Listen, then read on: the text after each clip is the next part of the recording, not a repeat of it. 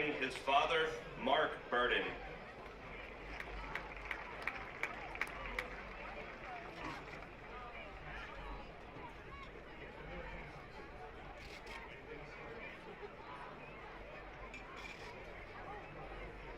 Number 4, Osmani Guzman is honoring his father, Win Guzman.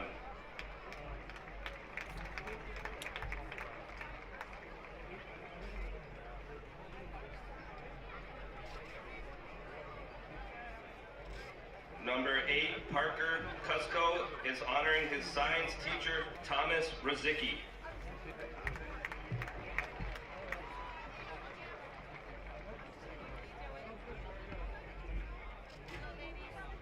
Number 9, Omar Mowad is honoring his mother, Dahlia Muhammad.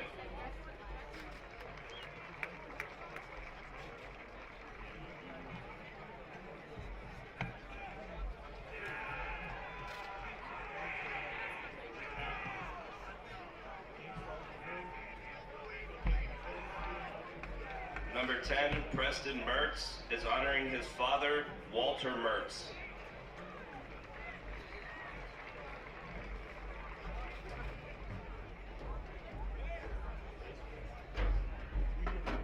Number 14, Leo Doberman is honoring his guidance counselor, Eric Roberts.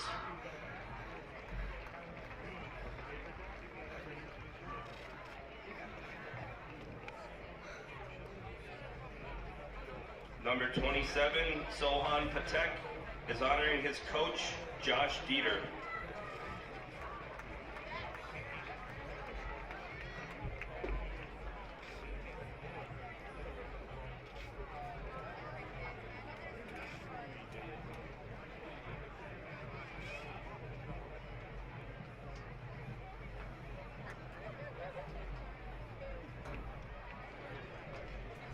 Number 34, Tobias Koch is honoring his guidance counselor, Brenna Witkowski.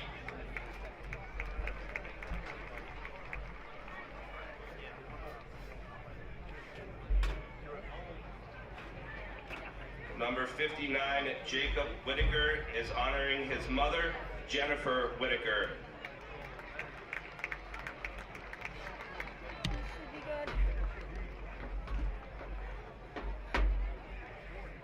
Yours should be good. Number 63, Asher Pitchett is honoring his LCTI teacher, Matthew Welsh. He's the wide shot, so he's the one that should be going and kind of getting everything. You need to stay in and never zoom out, like never fully zoom out.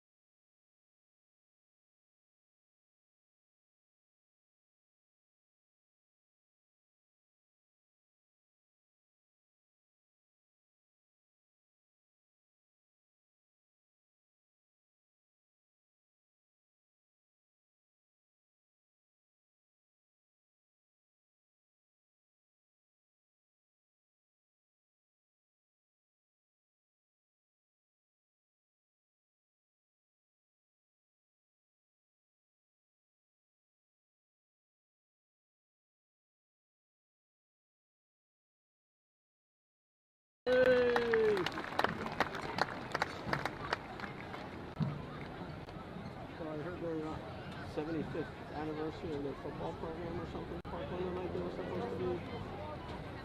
And number 52, Mohammed Mahmoud, is honoring his father, Ahmad Mahmoud. Oh, I thought it was tonight. Okay.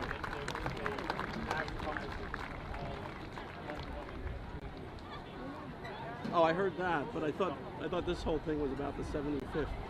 And now for the cheerleaders, Brielle Denton is honoring her former cheerleading coach, Taylor Frieda. Never mind, I'm wrong. I got everything wrong. Don't worry about it.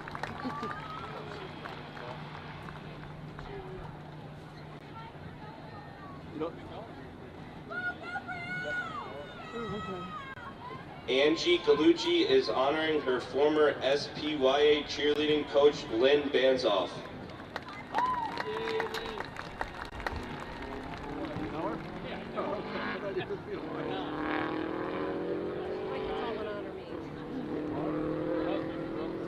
Taylor Hott is honoring Parkland High School head cheerleading coach, Alyssa Fair.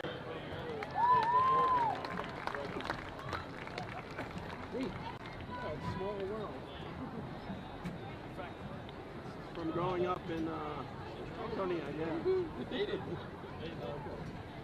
Lainey Lewis is honoring Parkland Sign Language teacher, Mrs. Garvin.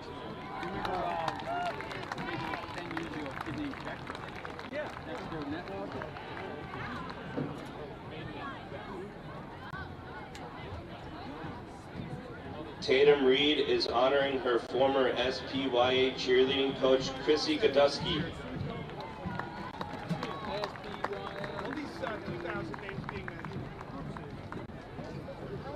The camera if I stand up in a hurry. Alex Rollerson is honoring Parkland World Languages teacher, Mrs. Vitamin.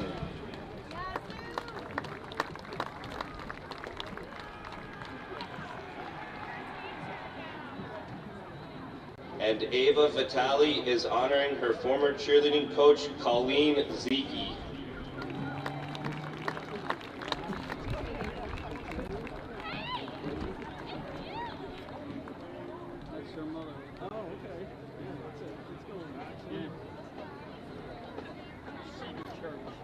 A nice round of applause for our 2024 Shirt Off Your Back recipients. It was funny because I found that picture. I took a picture of it. I came down into one of the games. I walked up and they were sitting there. You know, these women in this picture, he was like looking at it, and she like leaned over and that's my mother. Very good. I knew you did.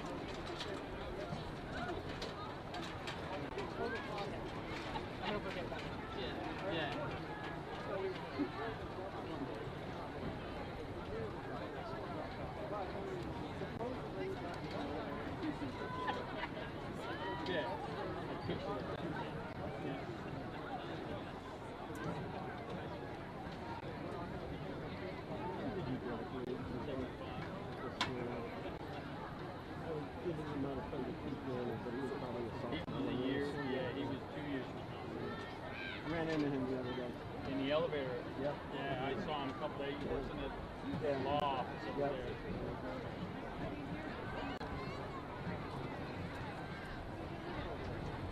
Yeah, as a matter of fact, the Northampton guy I grew up with,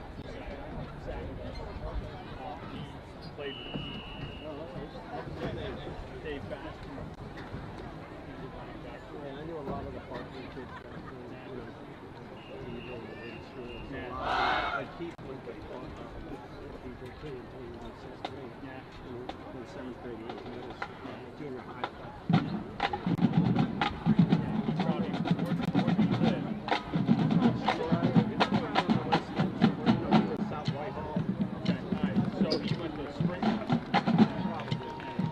Good evening, ladies and gentlemen. For your pregame entertainment, Parkland High School is proud to present The 2024 edition of the Parkland High School Trojan Marching Band, under the field direction of drum majors Caitlin Attia, Adeline Sistrock, and Andrew Rivera.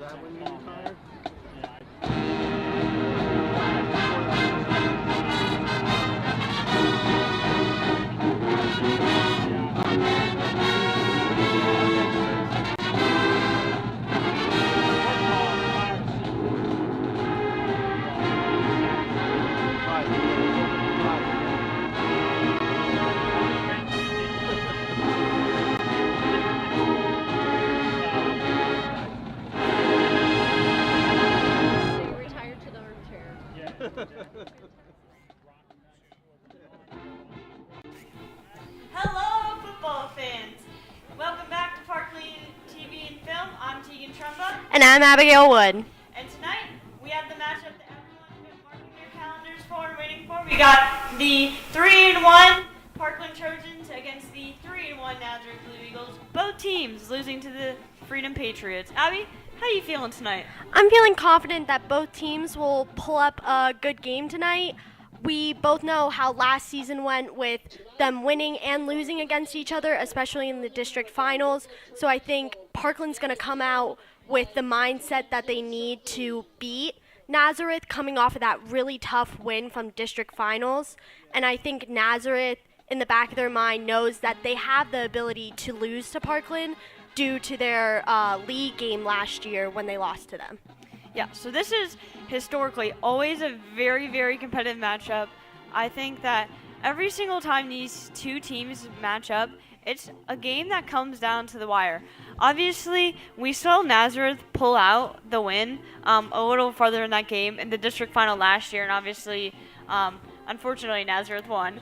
But the game before that, in the beginning of the season, I don't know what week it was, but Parkland won at the same stage in Orfield Stadium, red, white, and blue, with about 2 minutes left in the game. Yeah. I remember Luke Spang dropped back, threw a dime to Trey Tremba to win the game.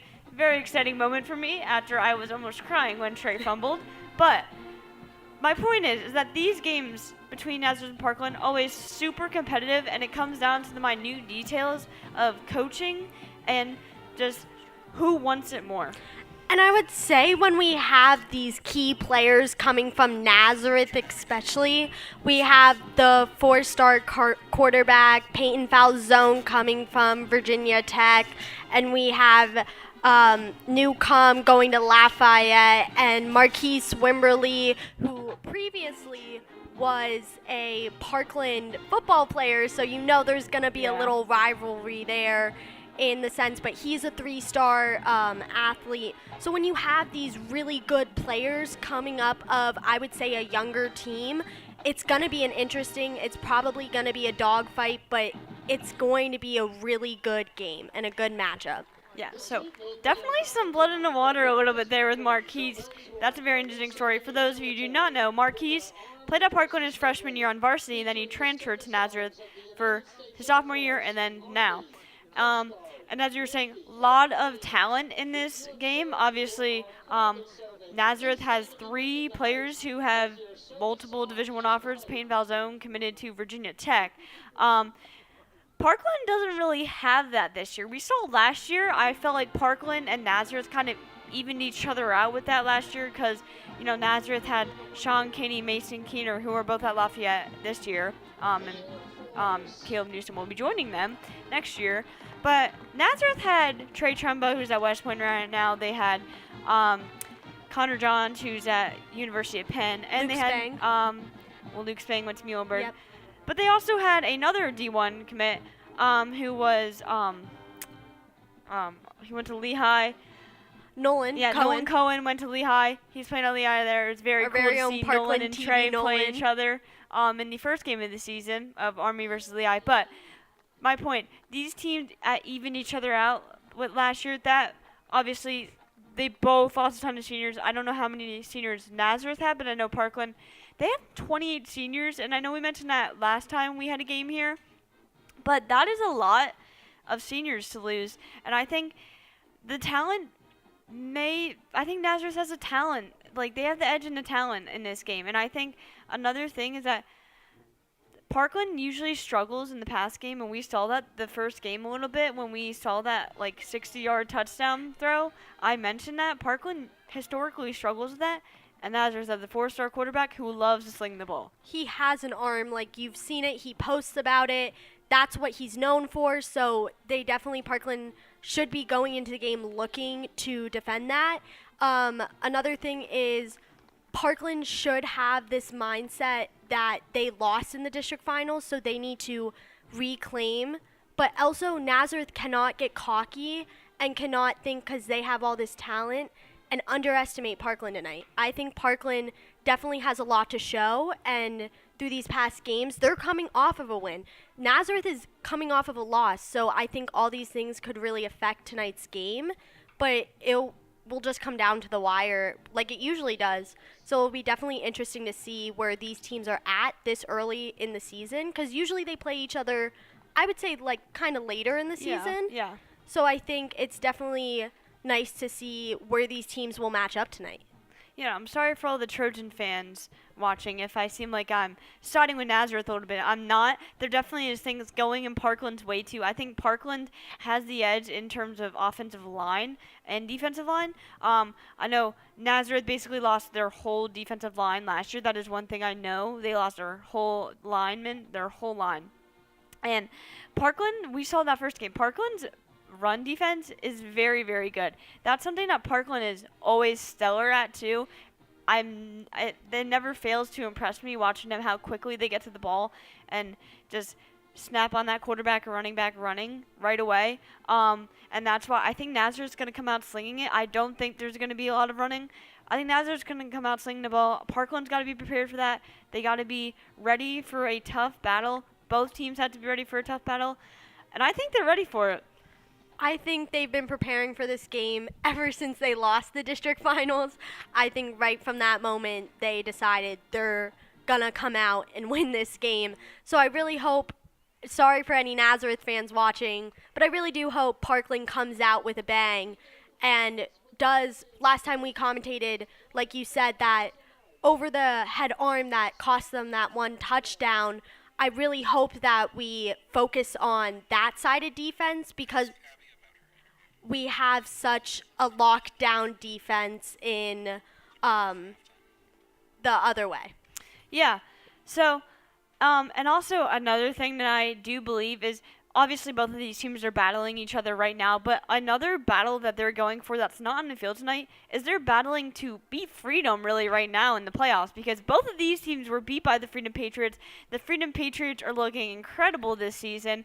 Have been very impressed with the highlights I've seen of them. Obviously, they both, I think the score was very similar between Parkland and Nazareth. Both It was like around, I think Nazareth may have won 30s. 30-10. I think Parkland it was 35-14. Yep. So very, very similar scores. So that kind of tells us anything about the game. It's going to be close, as we're saying right now. But Abby, I know you had a very exciting week. You had an interview with Keith Groller and an interview with captain wide receiver Leo Doberman. So how did that go?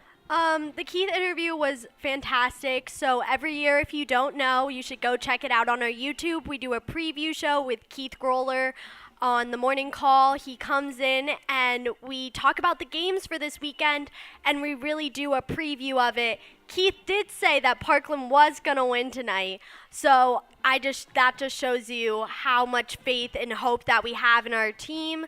So I thought that was really cool and a neat experience. And then later on in the week, I did interview Leo Doberman, which will be playing during halftime. And we just talked about the upcoming game and how he really got into football. His brother and his father are both in football, so that kind of encouraged him. He shared a really cool story about team bonding. I won't give too much away because you should come and really watch it, but he was great. He had great things to say about the team, and it was really nice. And he talked about the Nazareth game coming up. He has high hopes. He has mindsets for the team. He talked about all the captains and how really the captains have a really hard job keeping the team up.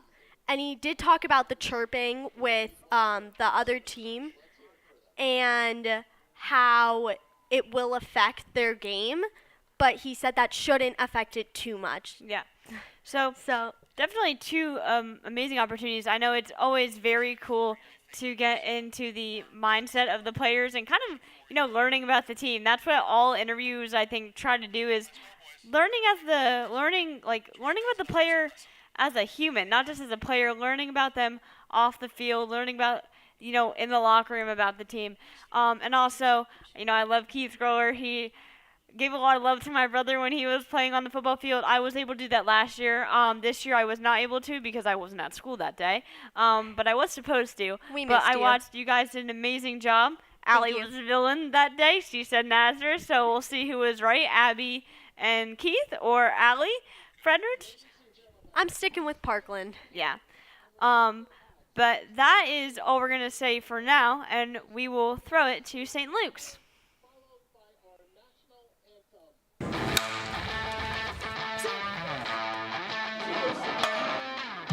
I believe that St. Luke's and our coaches are going to provide the safest and most comprehensive training environment that a student athlete would want. Hopefully they come to us and they leave and there's not another need to be filled. Your daughter or son's team can come to us and we provide it all. On the ground, go! The team atmosphere and the team that we have put together of sport performance coaches and athletic trainers is why parents should choose St. Luke's University Health Network for their sport performance needs.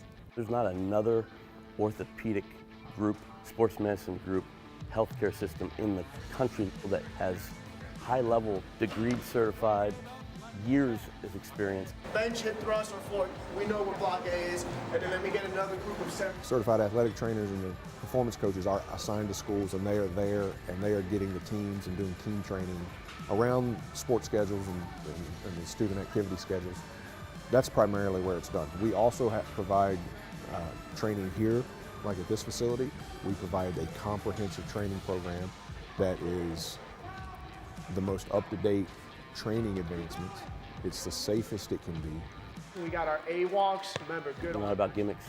Our guys are all educated and have the science behind what they're doing, a rhyme or reason to what they're doing. And we have leadership that will make sure that we're going to provide the best service there is. We actually care about your kids. Focusing on getting my butt back and my chest up. People don't know how to use this stuff. And so you need someone to teach them and to help them navigate it in a way that's going to be productive, that's not going to hurt them. They trust me to put together a workout, and they're always asking questions about it, which is great. I wanted them to have that trust that, I'm going to help them succeed on and off the court. Every coach, every parent, they want what's best for their student.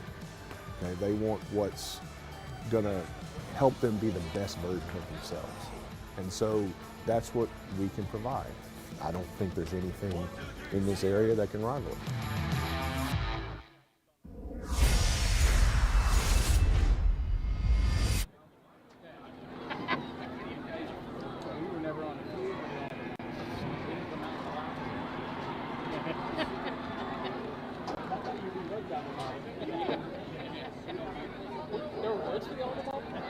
Ladies and gentlemen, here come your Trojans.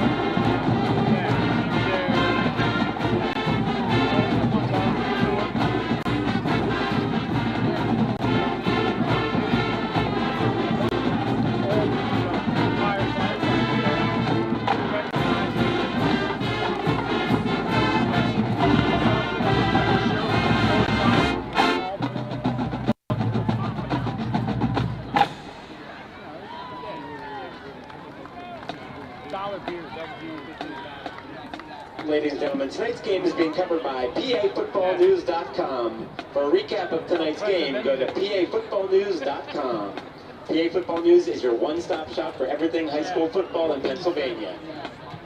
You can follow them on Twitter at Football News, or again, go online at PAFootballNews.com. We got you covered.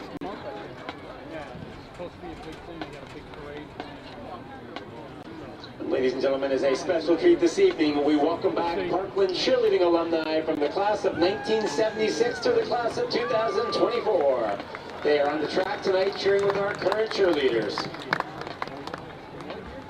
And don't forget the annual Parkland Pink Out game is on October 4th against Durham High School. The breast cancer awareness Pink Out shirts are being sold for $15 at the Parkland Cheer Booster Club snack stand. Head down now to buy your shirt.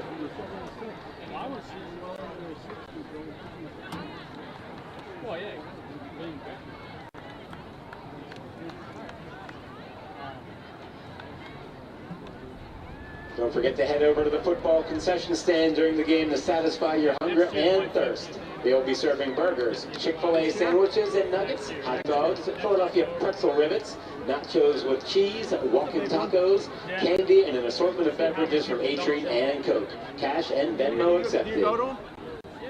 Is there a lot of people going to the show? It's funny, over the years I've seen them just less and less. The Parkland School District is thrilled to announce that 2010 Parkland grad and former New York Giants NFL running back Andre Williams will be joining us for the homecoming game this October 4th. Don't miss your chance to meet this Trojan legend and grab a copy of his new book, After the Last Snap, When the Game Ends, Life Begins.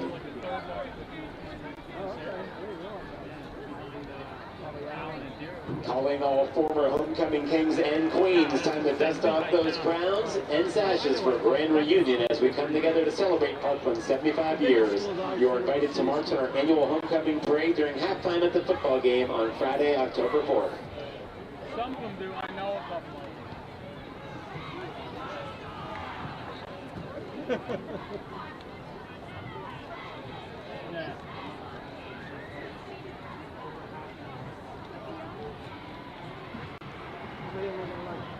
Pull a hamstring tonight or whatever. Snap a knee.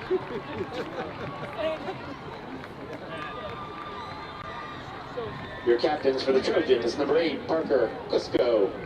Number 14, Leo Dauberman. Number 71, Evan Saylor. Number 75, Mason Marks. I'm just trying to think of more. I'm not good with names. Nazareth wins the toss and declines. Parkland will accept the opening kickoff. Your officials for this evening's contest: referee Craig Amasser, umpire Michael Attia, linesman Tim Melnick, line judge Lee Williams, back judge Michael Lukac, field judge George Gazer, side judge Jim Joseph, 25-40 play clock operator Jim Soltitz.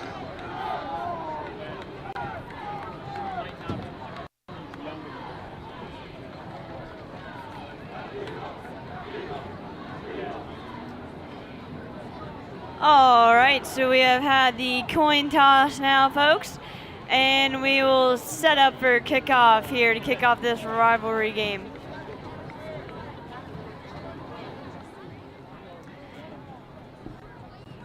So, as we mentioned before, this is going to be a very close game in this rivalry game that we have here tonight. Very excited to see the outcome tonight.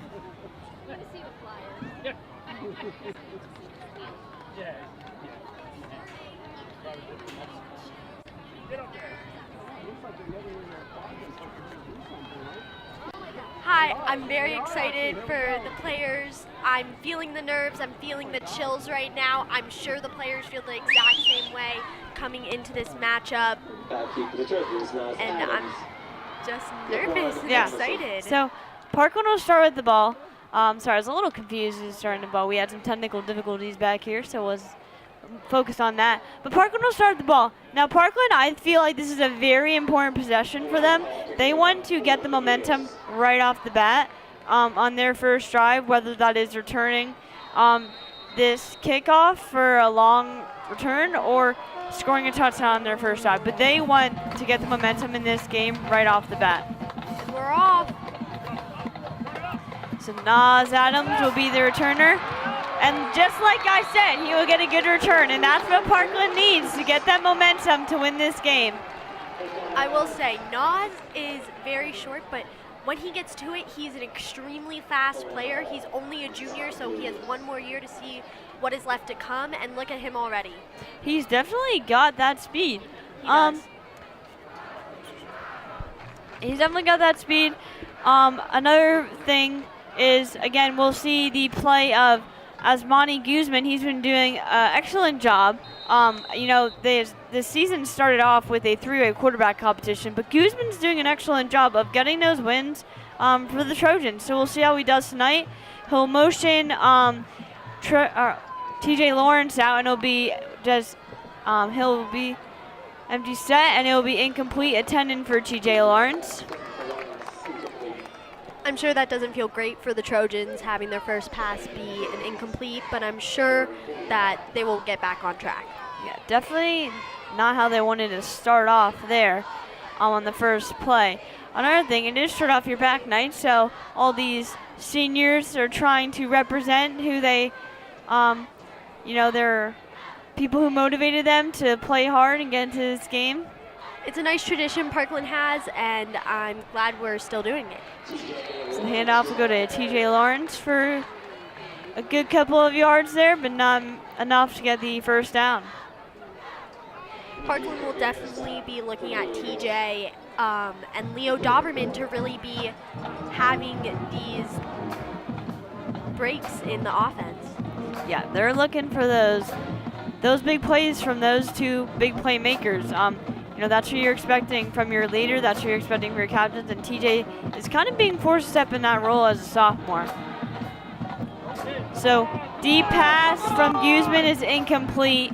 Attendant for Nas Adams. Again, you're going to hear his name a lot tonight, I have a feeling.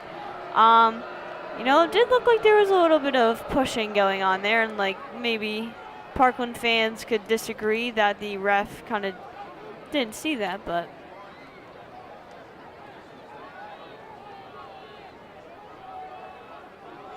We have Blake Nazary back tonight as a starter, as wide receiver, and we have him with TJ Lawrence, so it's always nice to see that double sophomore duo, I would say.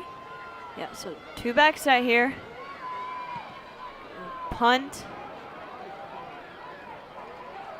And it will be returned. It'll be stopped quickly, and we'll see what we've been anticipating tonight. The big dog on campus right now, coming to Parkland, Payne Foul Zone, the Hokie, the future Hokie, and Parkland's going to look to be stopping him. No, we should be playing some Enter Sandman right now. If you don't know, that's Virginia Tech's tradition, playing Enter Sandman. Very, very cool environment there, so I'm sure he's looking forward to that.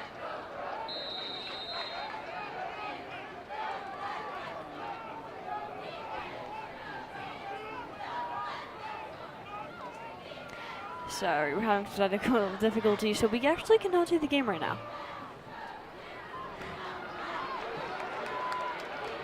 Alright, so it looks like Marquise Wimberly got the handoff, as we mentioned before. We'll be hearing his name a lot tonight. He was a Trojan, so he'll get the first carry on this game. And I'm sure the Trojans feel the tension on the field already with him being a past Trojan, so I definitely think that has some effect on our game, but it's definitely interesting.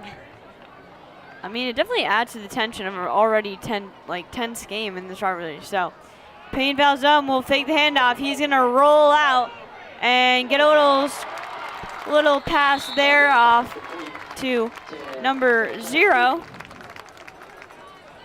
And that will be good for a first down for Nazareth. And that is what Parkland wants to stop. And that is what I think Nazareth is looking for and wants more of, is foul zone, rolling out, making those plays that really only a 4-star can make. I definitely think they know where Parkland's weakness is. Oh, and the ball was fumbled there on the snap, but Nazareth recovers. Or no, Parkland does have the ball. So big turnover there for some momentum from Parkland, and big mistake from the Eagles. I'm sure this feels great for Parkland, especially with their rocky start. So I'm hoping that they can get that momentum up and really go for a good game so far. You know, and I think that's going to be an important thing tonight. The offense wasn't really able to get anything started on that first drive, but Parkland's defense is bringing that energy on the first thing, forcing getting that fumble recovery. Sometimes you just got to get lucky. There was a fumbled snap there. As we mentioned, this line for Nazareth is young, so that's the advantage Parkland has tonight. They got to try to use that advantage to their fullest. So Guzman will motion Nas Adams. He'll take it, but he will be stopped immediately, and the whistle will be blown. Earlier you saw our Trojan pack, that's all our students, coming out in red, white, and blue USA theme to come support our team tonight. Yeah, another weird thing that Parkland's kind of having to adjust to this year is there's only 4 home games. So every home game there's an event. We saw last game, it was Youth night. Yeah, youth night, and tonight we had Shut Off Your Back night. So, that's definitely very strange. And next game we have our homecoming night. Yeah. So Reed Andrus motioning to be a blocker. The handoff will be to TJ Lawrence, and TJ Lawrence is going to take this for a nice little run here. He will get the first down. That's definitely what we would be expecting from TJ Lawrence as just such a big player in Parkland's plan so far through this season. So it's great seeing him get some downs. Yeah. I feel like historically speaking, just every Parkland running back is just a workhorse, and TJ Lawrence definitely fits that. He definitely had to step up to the plate this year, and he's doing a fantastic job doing it. Yes, Lawrence got the ball there again, but not as lucky as last time. Didn't get a first down. So Guzman and Lawrence in the backfield. Looking to put in the end zone here on 2nd and 1. Guzman with the keeper. And he'll get a good amount of yardage. And it will be 3rd and short. Parkland trying to keep the chains rolling here. Trying to put 6 on the board before Nazareth can. 3rd and 3 as we see the nice keep there by Guzman. That's another thing that Guzman has been doing a great job. Making those decisions in the offense is a very important thing in this run game. Speaking of the first touchdown, I feel like that would definitely play a huge role in this game, whoever does get that first one. So looking Guzman pass to Preston Mertz. Oh, and a body slam there, WWE style. Going to be some type of flag there, you would think, but I think the referees aren't going to say anything. I mean, what are we expecting in such a tight game like this? There's going to be tension, there's going to be turmoil, and just seeing it. So handoff to Leo Doberman. Brought down quickly. And Preston Mertz, I believe he had 2 touchdowns last game against Pleasant Valley. So Parkland, very good game last week against Pleasant Valley, getting a blowout win. So that, fed their momentum a little bit. Yeah, Preston had 2 touchdowns, 145 yards, and Leo had 145 yards and 1 touchdown. So definitely seeing these seniors come out to play tonight will be very important.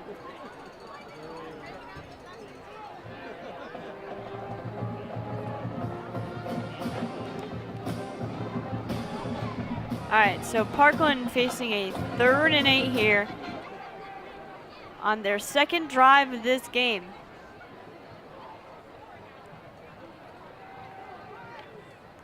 Guzman and Lawrence in the backfield. Handoff to Lawrence. He will not get the first down. That'll bring up 4th down, or maybe will. It was 3rd and 3.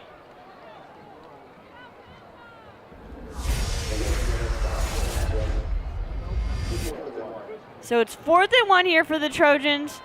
But Coach Bunchman, he's going for it. He's taking that risk. That is what you want to see if you're a Parkland fan. You want to see them not settling for 3. You want to see them trying to put 6 on that board, taking them risks in this high-stakes game. As we mentioned before, this is pretty much not just for the win, this is for the playoffs. Who's going to beat Freedom is the question. Another handoff to Lawrence. And he'll definitely get the first down, putting Trojans closer to that goal line. This game will be just inching and inching, I feel like, towards the line and how they're going to attempt this. I don't think they're going to end up passing it. I feel like they're going to utilize TJ Lawrence to the best of his ability and really run it in. So, handoff to Leo Doberman in that Army-style 3-back set that we've seen Parkland going on, but not enough to get in that end zone. We do hear that Leo, he might have a little hurt ankle. I don't know if that's out there, but that is what we are getting from our little insight we have here. So we'll bring up 2nd and 5 for the Trojans.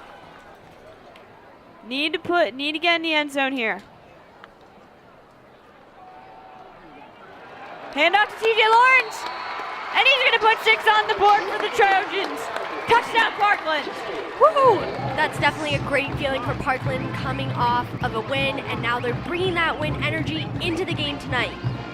And the thing that you kind of mentioned before, Parkland, they got the positive vibes going on right now. Nazareth probably has a little bit of, their body language, they're already being defeated. They probably have a little bit of less confidence going into this game just because they lost last week. Parkland, they did lose to Freedom too, but that was, their second week. So, they are probably a little down now coming off a loss instead of Parkland coming off a dominating win. Definitely does more for your confidence.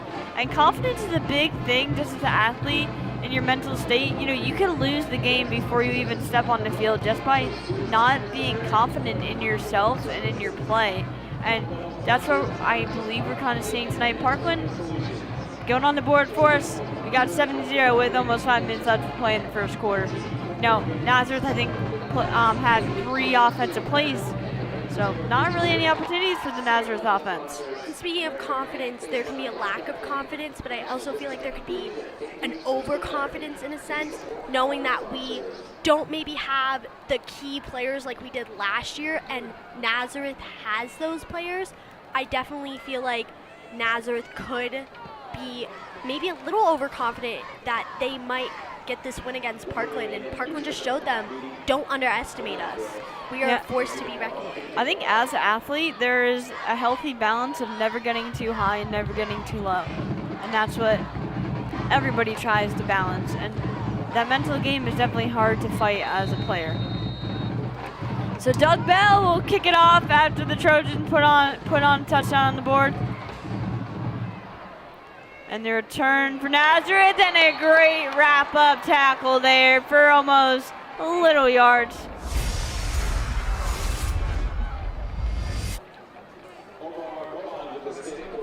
That was Omar Mowad on the tackle. If you didn't know, Mowad, he's the president in the senior class, so that's kind of cool. Got a Parkland football player who's the senior class president. So Nazareth will come out for their second drive of this game, looking to respond quickly here, not letting Parkland getting out too much in front. Hand off, but that, like we said, that Parkland run game, all over it. Parkland just shuts it down, and I feel like they do almost every game when any team attempts to do this. So Nazareth really should be looking to have Peyton with his arm. They shouldn't be looking to run it. Yeah, I was kind of thinking that, Nazareth was really going to be airing it out tonight in the pass game. And we see here, Peyton Falzone has an empty backfield, so definitely going to be a pass. We'll see him roll out. Little pass there, but it's dropped by Wimberly. That will bring up a 3rd down already for the Nazareth Blue Eagles.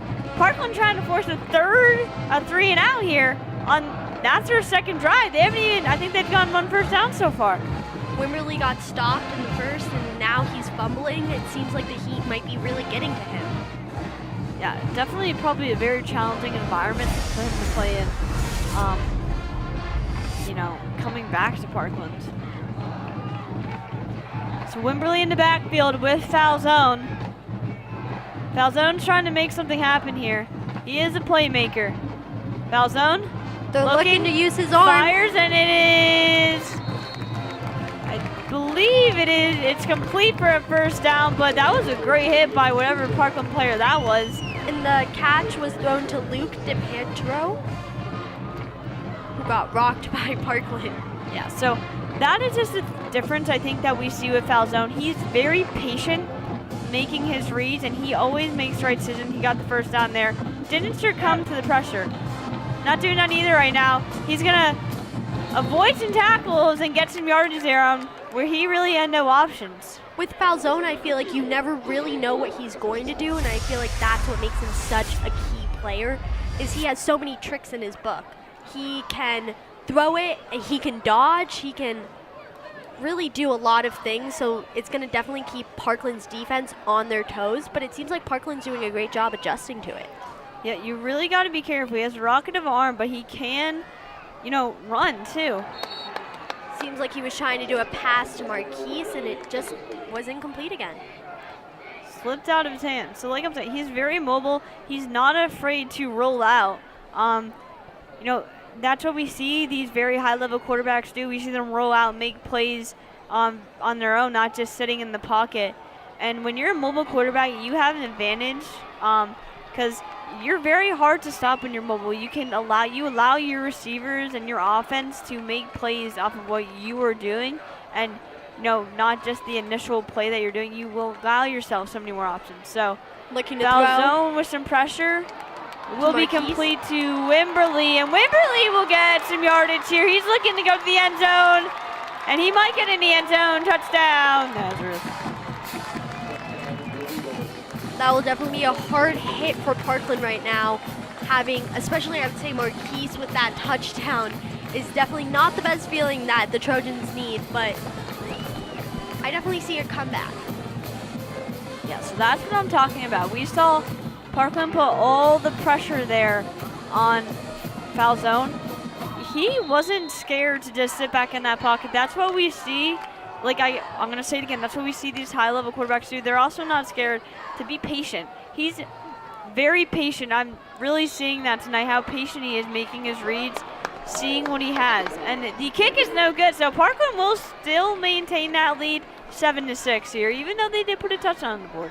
Like we said, it's going to be a tight game. I would definitely see some back and forth is probably going to happen in this game, and it's just who stays in the right mindset and who doesn't get defeated. Yeah, it's going to be a back and forth game, as we already see, but a missed field goal can be the difference between a win and a loss here for the Blue Eagles, and they just made a crucial mistake here. They've been making a couple crucial mistakes, I will say. These games come down to the minute details and the little mistakes that turn into big mistakes, like a missed field goal, a fumble that gave Parkland the ball to score a touchdown. That's definitely something that Coach Falzone is not happy about for the Blue Eagles, but that is what's giving Parkland the advantage right now. So Parkland will get the ball back, trying to respond here, keeping their lead. They're up by 1 right now with almost 3 minutes remaining in your first quarter of play.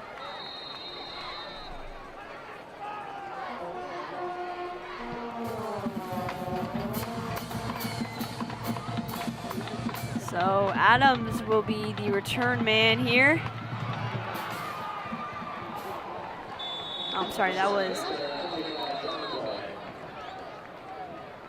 And that was a good return there. The Parkland offense will come back out, but I do believe there was some penalty flags on the play. And I'm sorry, that was Naquan Thompson there, not Nassim Adams.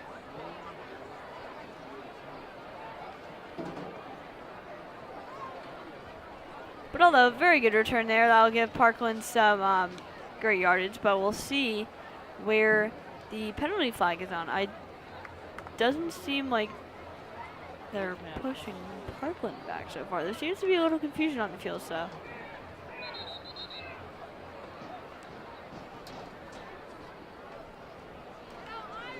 anyways, even if, Parkland, they really got to lock in here and get this drive going. They got to, put some more points on the board. They got to attack Nazareth head on, make sure that they are not falling behind.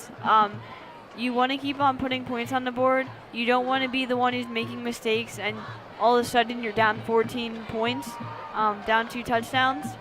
And it will be those tiny mistakes that will end up being the downfall for one of these teams. It's a game where any mistake matters. Certain games you can make a mistake and it probably wouldn't matter, but in this game, mistakes are what's life and death. Yeah, so if you're looking here, it looks like there is the penalty is on the Trojans. I mean, it seems like they're arguing about it. It's a very long conversation, so I do not know what's going on. But despite all that, we'll see where the Trojans start out. We do know they'll get the ball, and Guzman, he's doing a pretty good job of running in this game so far. I've been impressed with how he's controlling the offense, in this high stakes game. A lot of pressure on him as the quarterback in this rivalry game. And also, you're going against a 4-star quarterback.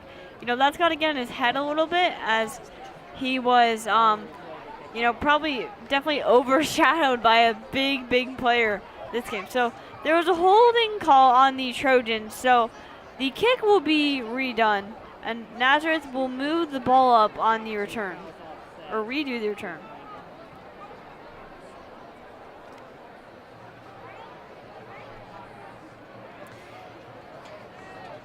So we'll redo. And this will be Christian Kelly kicking.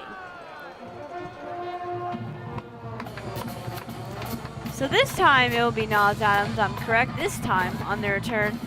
And Adams is going to try to look for a hole. He's going to take it out to about the 25-yard line. Good return there by Adams. Adams seems to be a very key player tonight, and I feel like we haven't heard his name a lot, but tonight he is making himself known. I've been very impressed. A very important part of a football team is having good return people who, you need that good field position when you're bringing your offense out. You don't want to already be starting, you don't already want to be starting with bad field possession being down before the drive even starts. So Guzman Lawrence in the backfield. It will be a keeper by Guzman. He'll get about 4 yards on the carry there. Seems like energy is high for the Trojans. I just hope they keep this up. Yeah, and if I think you're Parkland, for me, I feel like you want to try to run the plays a little more quickly. Plays are very slow, I would say. It's giving Nazareth time to set up their defense to see what Parkland's offense is going to do. That's what we've seen typically as Parkland. That's what Parkland typically does. But another handoff to Lawrence. He might get the first down here or be very close to it. Has he made all of our first downs? I don't think he has made all the first downs. We did have I know we had a first down by Preston Mertz. Yes. Like a cat, So 3rd and 1 here. Big play here already on this drive. But with TJ Lawrence and Osmani Guzman, I don't doubt that we will get this with our strong run game. And I think that's what we were talking about, Nazareth's passing. I think our strength is our run game, and Nazareth's weakness is their youth on their line. So I think that's what we're going to be attacking. And as I'm speaking, we see TJ Lawrence with a nice carry for the first down. I mean, Parkland's run game has always been really good. I feel like that's what we're known for more. We're not really known for passing. So having TJ Lawrence step up this year and be good at the run game just to have is really nice, and you can clearly see. And it's definitely interesting to see how two teams have two different approaches and things, and how it can really work out for either way. Yeah, so throw here by Guzman. And there goes Lawrence. Pass to Lawrence. We'll get some good yardage there, but be dragged out of bounds by 2 Eagles.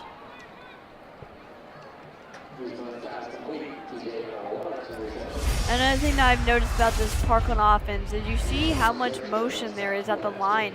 You know, you see Reed Andrus going emotion a lot, TJ Lawrence.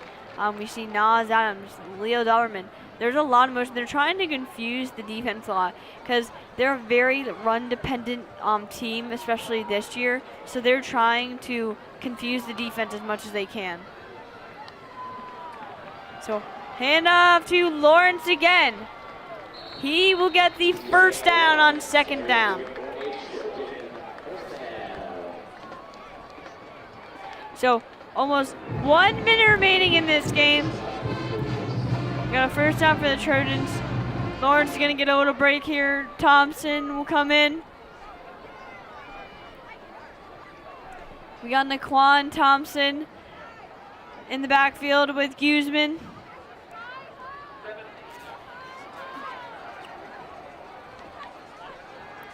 Guzman, quick pass. It will be complete for a good gain for the Trojans. That was Doberman on the catch. We've seen Doberman making some great plays for the Trojans as the captain this year.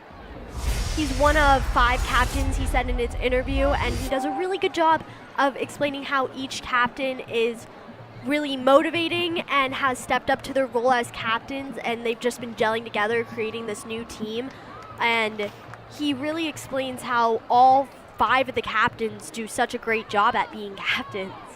Yeah, with the loss of 28 seniors last year on that team, it's definitely very important that you have that leadership and you don't lose the team morale and the bonds and the team kind of strength as a brotherhood on the team. You want to keep that even if all of your seniors are gone, and you want to keep that leadership. So I think it's amazing that Parkland still has that this year, and I think that Parkland has always been doing a good job of that, of finding good leaders to lead this team, to be captains, to make sure that this team knows who they are. Parkland, we have a strong reputation here in football, and I think the football team knows that. So that's the end of, we are going in the second quarter here in the game. It is Parkland is up by 1 single point that could be very costly for the Blue Eagles. We see the score is 7-6, both teams scoring 2 touchdowns. Again, a very crucial mistake by the Blue Eagles. It was a bad snap, and Falzone was unable to recover it. And the Trojans got on it quickly. That just shows even the best of players, a 4-star recruit, can make mistakes that are so crucial.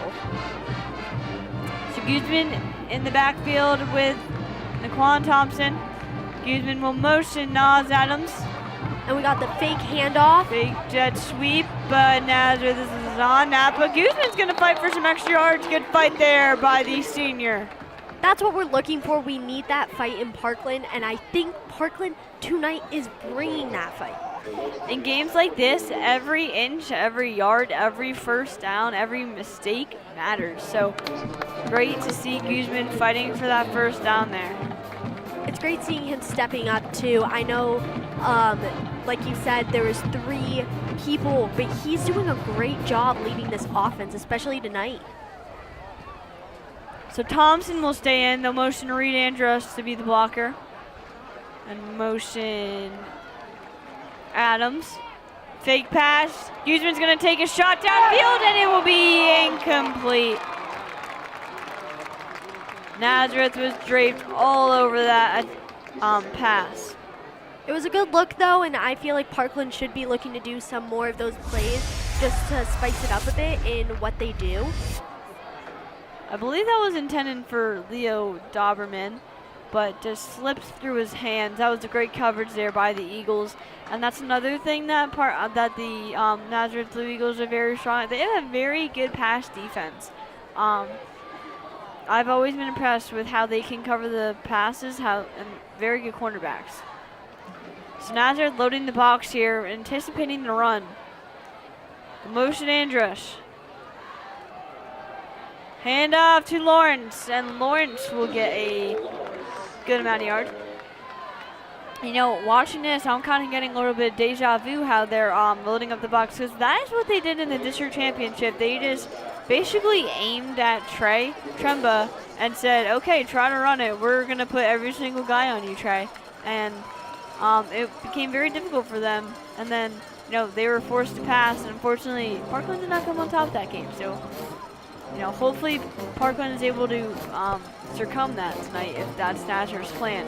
With knowing that, though, and knowing how they did that to Trey and how much we rely on TJ like we relied on Trey, I feel like Parkland definitely has some plans shown of other plays they could use, just knowing that Nazareth has that attack plan and could do that, and that was their downfall last time.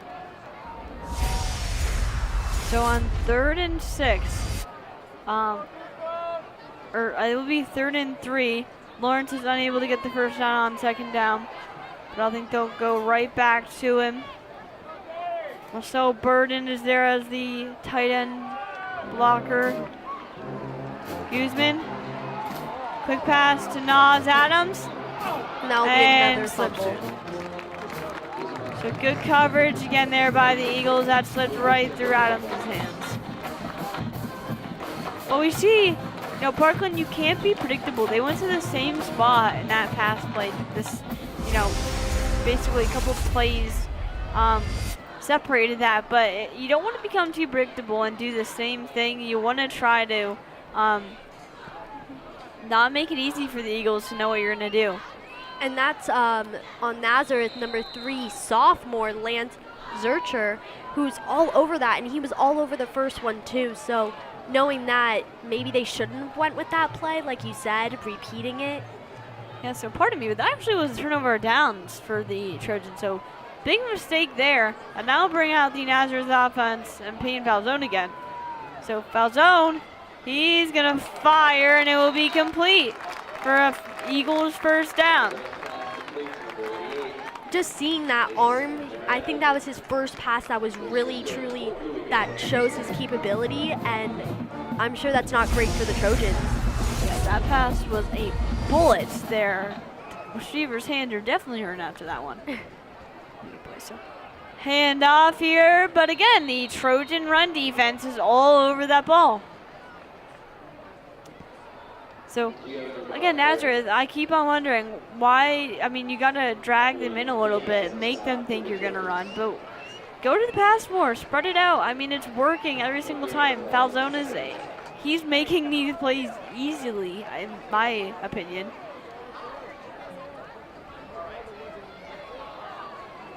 So Falzone and Wimberly in the backfield. Little motion for Nazareth. Hand off to Wimberly. Falzone's going to be the keeper, and he's going to be dragged down.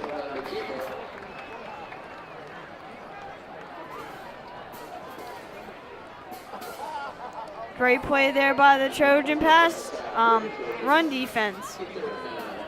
As we mentioned all night, 3rd and 9 for the Blue Eagles.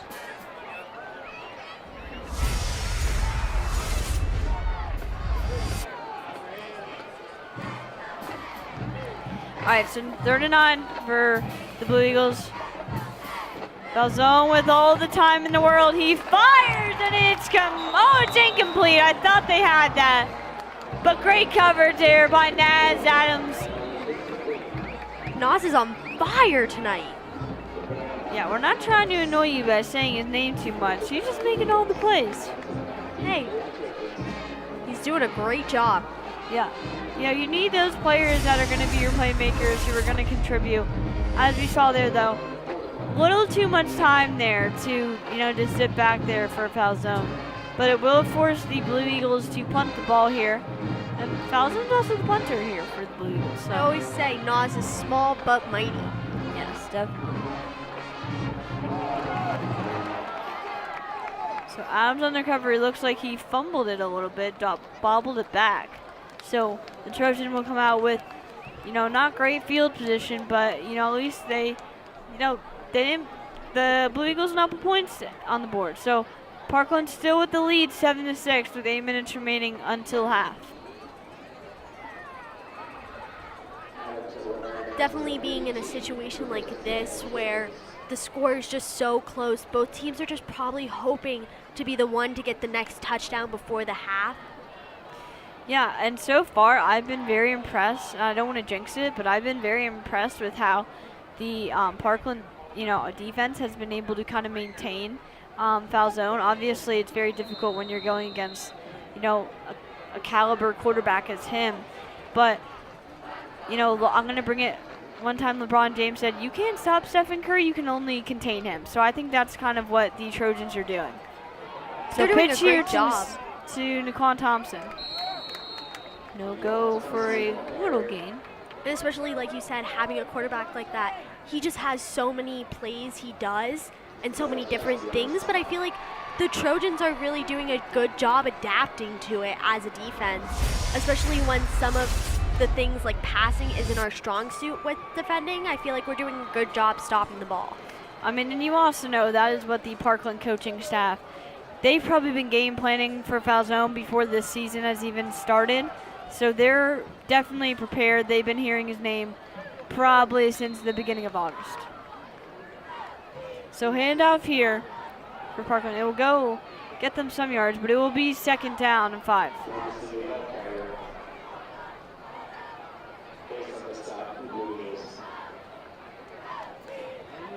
So the Blue Eagles defense is very stout here. They're not letting Parkland, get off easy.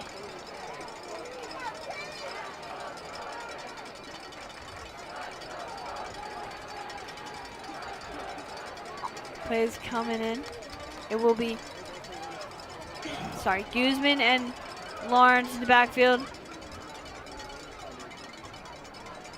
Guzman. Handoff to Lawrence. Lawrence, quick juke, but he will go nowhere. So good job by the Nazareth Blue Eagles defense. Nazareth was all over that one.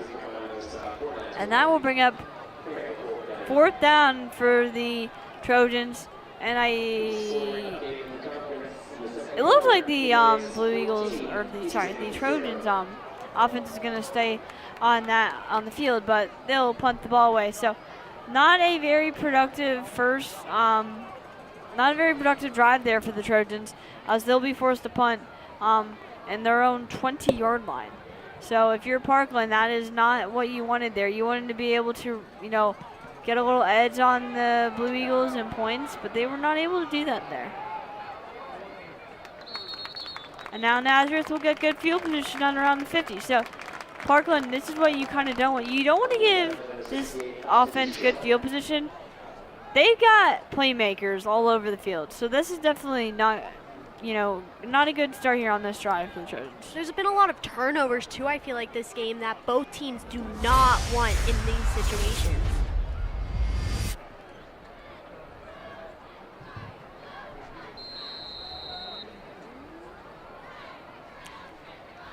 So this Blue Eagles offense coming out under the lights. Foul zone with an empty backfield. Telling the Trojans that they're throwing this ball. Oh, he's pressured but scrambles out and is swatted down. Incomplete pass. That was great pressure by Parkland's defense. They expected him to dodge and they got him to fumble the ball.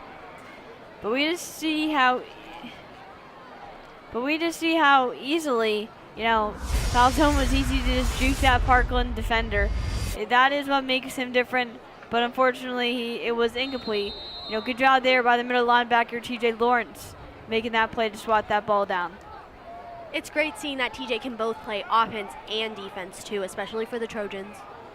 And linebacker is a very important position for this Parkland team. They take great pride in that position on this team. So Wimberly in the backfield with foul zone. Foul zone's going to pass again. Quick pass here to Wimberly, but he'll be wrapped up by Parker Cusco.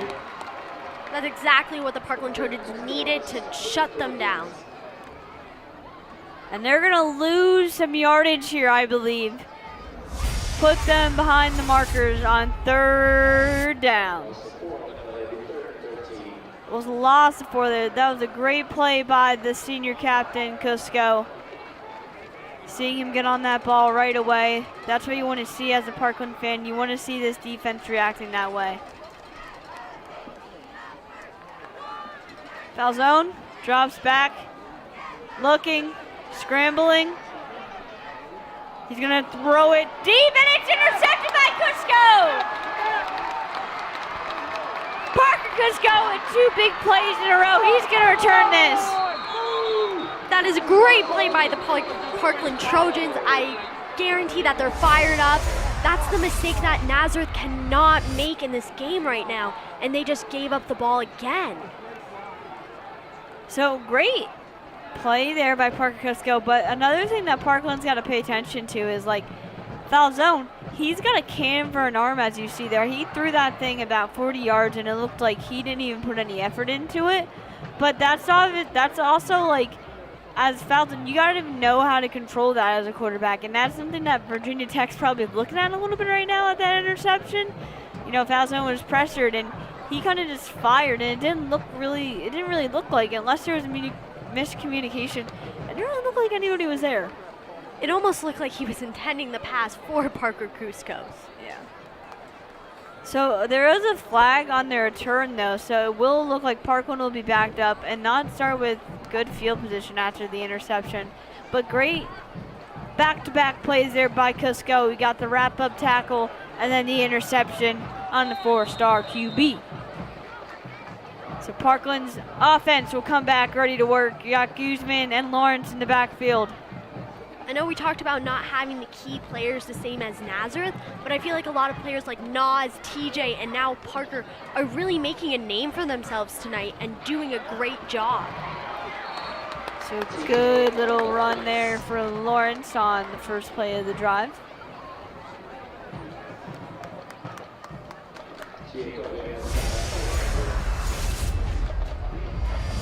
Nazareth has been doing a good job of not letting the Parkland Trojans getting those boom plays there, those big plays in the run game.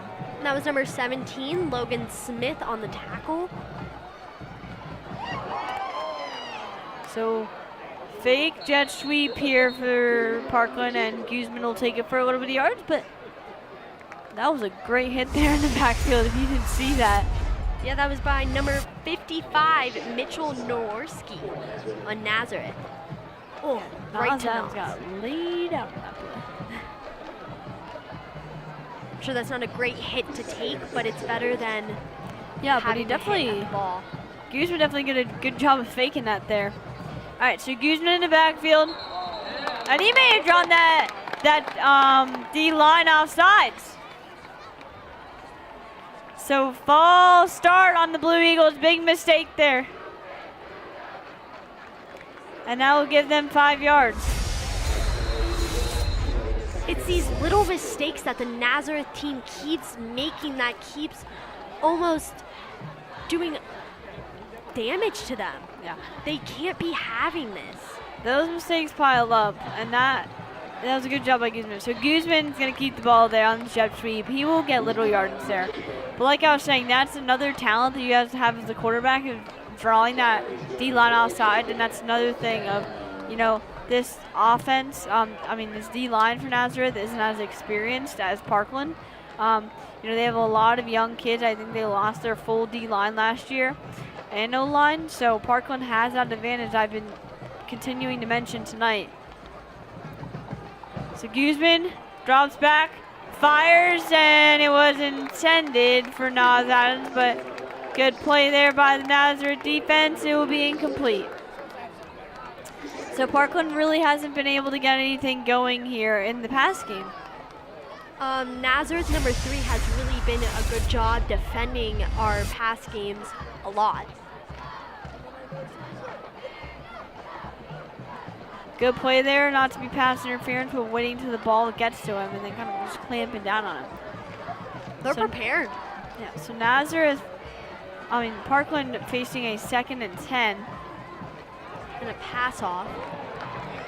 And TJ Lawrence is wrapped up right away. They lost yardage there by number 55, Mitchell Zarowski. So we see him get the ball quickly on 2 plays in this drive. Good job by Zarowski there. And 77, Anthony DeFrancisco. Sorry if I'm getting those names wrong. Yeah, so Parkland will lose 3 yards on this play. They're faced with a 3rd and 13 here. Big play here. You got to make a play happen. and get that first down. And they're drawing offsides again. We'll get a 3-5 yards. Thank you very much, Nazareth. Something must be going in the Nazareth waters right now. They must be in their heads or something, because having these mistakes they cannot have. I mean, that's just a great job there by the whole Parkland team just to stay steady, draw that Parkland or that Nazareth D offsides, and now they'll get a free 5 yards and they'll be a little closer to that first down marker. So they'll face a 3rd and 8, which still isn't comfortable, but a lot more manageable than 3rd and 13. Not what Nazareth is looking for the last 2 minutes of the first half. So Guzman's been doing an excellent job of being that manager on the field tonight. As we see, Parkland was struggled to find that who was going to be that guy in the beginning of the season. Big quarterback competition. So it looks like they were just trying to draw them offsides, but they'll call a timeout with 1 minute and 37 seconds remaining until the halftime break. This is definitely a tight game like we predicted. What do you think the outcome's going to be seeing it so far, Tegan? I mean, so far, I feel like this has been a very tight game. Nazareth has been contained. Their offense has been contained. We've been able to, not let them make those big back-to-back plays that's, allowing them to put up 30, 40 points on the board, before you're even heading to the locker room. So I'm very impressed with this Parkland defense so far. I think Parkland, the offense, has been doing a good job of, continuing to run that ball. The run game is very reliable so far, but honestly, historically speaking, I think that Nazareth does a very, very good job of halftime adjustments, and I think they're going to be looking at this game and say, okay, we need to go to the pass more on offense. We need to spread the ball out more. We need to block for pin foul zone a little bit better. Just get quick passes out to Marquise, to Newsome. And if Nazareth does that, I think they'll come on top. But so far, I think Parkland, if they continue on this trend, we might be able to get this win. Like you said, they do make good adjustments, but it seems like tonight the Parkland's defense has also been doing a lot of adaptations to foul zone. So hopefully they can just keep that up. And even if Nazareth makes those kind of tweaks in their game, they can just keep containing them, which would be a big goal for Parkland, I feel like, that we've struggled with in finally connecting this season. So Parkland is going to go for on 4th and 1 here. They on 3rd and 8 they handed it off and they got 7. So they'll be faced with a 4th down and 1. Big play here. They're trying to keep the chains moving with 1 minute remaining. Try to get a little more ahead. Nazareth does get the ball at, coming out of the locker room. Nazareth will get the ball. So you want to try to not allow Nazareth to get, if they're able to come out of the locker room and get a touchdown, you want to try to prevent that. Keep that lead, keep that comfortable lead here, as they're only up 1. It'll be another timeout. They're trying to manage this clock here with 51 seconds left to go. And they're about at the 50-yard line, so they got a little ways to go. We know that Parkland has a good rushing game and running game, so with being about 50 yards, it's going to be interesting to see what they do with the little time that they do have. What would you say, the best play for them to make right now is, because with their passing plays, they're getting stopped by Nazareth. Yeah, I think that right now you have to, I know they've been struggling right now to pass the ball against this Nazareth pass game, but that's what you kind of have to do. There's, with 51 seconds left and going into half, you really can't run the ball much as they would like to and drag that clock out, because you don't have enough time to run that many run plays, because Nazareth's been doing a good job of not allowing them to get long run plays. They've been getting the first down, but they're taking, getting 3 yards, chipping away at that first down instead of getting, 10, 20, 15 yards each play. So they're going to have to air the ball out a little bit here right now. But we see a 3-back set here, which I believe is Reed Andrus and Lawrence with Guzman. And it looks like they'll go into and they draw them offsides again. Parkland is definitely doing a good job utilizing Nazareth's weaknesses and really exploiting them right now. And I feel like this is so crucial for Parkland. They needed this, and Nazareth is honestly just feeding into it. So, for my interpretation of that play, it looks like I was wrong. That was TJ Lawrence at the Wild. He was a Wildcat there, Wildcat quarterback, and they were trying to run a little Philly, or not Philly, but a brotherly shove there. They're doing a brotherly shove there, trying to get that first down. I think the word you're looking for is Philly special, what they were doing. But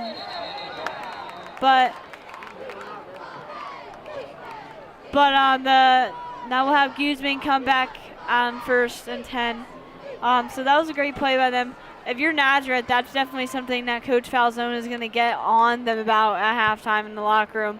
They have had, I think, 3 offsides calls. So that's giving Parkland, giving Parkland a free 15 yards there. And if they get in the end zone here, that is something that you can just not allow as a defense. Also, it's a mistake not even playing. It's honestly a mental mistake that they just cannot be making right now. So Guzman he fired for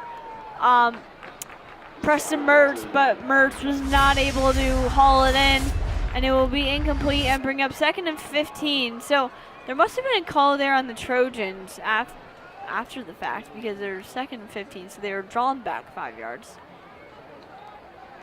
Both teams making crucial mistakes. If Mertz would have caught that pass, I feel like we could have been in a better position than we are right now, but we still have so much. So Guzman firing, and it will be TJ Lawrence on the catch, as he's not only been running the ball, but he can catch the ball too. Going out there for a little route and getting some good yardage there for the first down. It'll be 1st and 10 for the Trojans with 30 seconds left to go in this until halftime, and Guzman's going to do a quick spike to stop the clock. We've said this from the beginning. We've said this from the first game. TJ Lawrence is a force to be reckoned with, and just looking at it from tonight, he can do more than he can do defense, he can run, and he can catch passes, and it's honestly just refreshing to see for Parkland to have. Yeah, you want that elusive running back. So Reed Andrus will be in the backfield with Guzman. Look, he's probably just going to be a blocker here on the pass play. Guzman's going to fire in the end zone, and it is incomplete. Nazareth is doing a good job with their defense on our passes, I will say. So maybe, I think that's the 3rd time we've sent it down there for passing. Parkland should be looking at maybe a different play. For me, I think the best plays are, trying to get those routes in the middle of the field, like we saw Lawrence on there. He was in the middle of the field. Guzman was able to fire. You don't really want to be close to that sideline because it's hard to make plays there, and it's easier to stop it for the defense. So Guzman's going to fire again with 30 seconds left. He's going to keep it, and he's going to go out of bounds on 3rd down and 10. Interesting play by Guzman, I will say. He's doing a good job adapting to what Nazareth's defense is shutting down, which I think is new for him. I mean, it was a smart play there. He's making that smart quarterback play there, the high IQ play. He didn't see anything, so he, tucked the ball and got that first down. Got it out of bounds, stopped the clock with 24 seconds left to go. So Guzman will fire again, and it is in the back of the end zone over TJ Lawrence. That is definitely not what Parkland is looking for right now, but we still have 3 more downs and 20 seconds left, so hopefully we can pull out a pass here. So another thing I'd like to mention, if you see number 7 Blake Nastry out there, he was one of the people who was in the quarterback competition, so it's great to see him, kind of change to wide receiver and get on that field. Kind of exemplifies how great of an athlete is he. He's a very good football player, or basketball player. And that was Leo Dauberman with the catch. Dauberman was able to get that good catch with 14 seconds left. Parkland's got to be quick to get to the line and to get this play going. Actually, I think Nazareth or Parkland may have taken a timeout there with 3rd and 2. But like I said, Nasri, great athlete.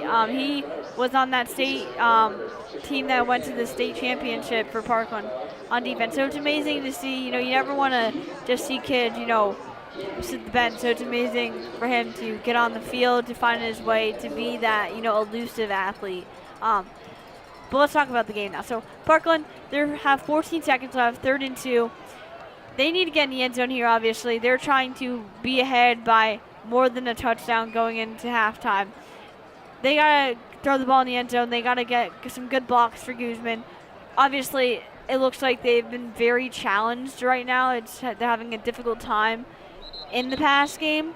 But Nazareth, they know what they got to do. They know they got to defend the pass. So they're expecting it. So that makes it even more difficult. So this is where you want to see Guzman making those smart plays here for the Trojans. Like you said, Nazareth is expecting it because there's only so little we can do with so little time. So knowing this, it definitely makes Nazareth's job a little easier defending. So it looks like there's offside on this play, and it was 3rd and 2. So if that was the Trojans, it was a false start on the Trojans. So that's a crucial mistake because that will drop the back 5 yards. So now Parkland and Nazareth has been kind of canceling each other out now with the false starts and offsides plays. So now Parkland will be drawn back to a 3rd and 7 with 14 or 13 seconds remaining. It's weird to see because I feel like both of these teams in the past have not struggled with false starts and offsides so much.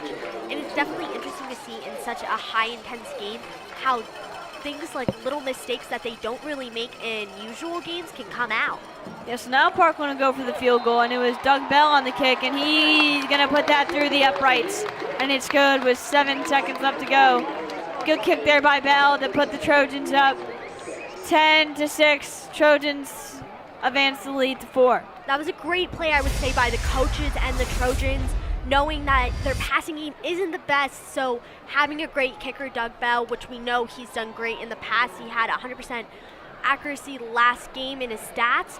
Having him as an asset is really important, and just getting those little points, like you said earlier, like that one field goal, is really important in a game like this. Maybe not having a touchdown, but at least being up by 4 could make or break Nazareth and Parkland.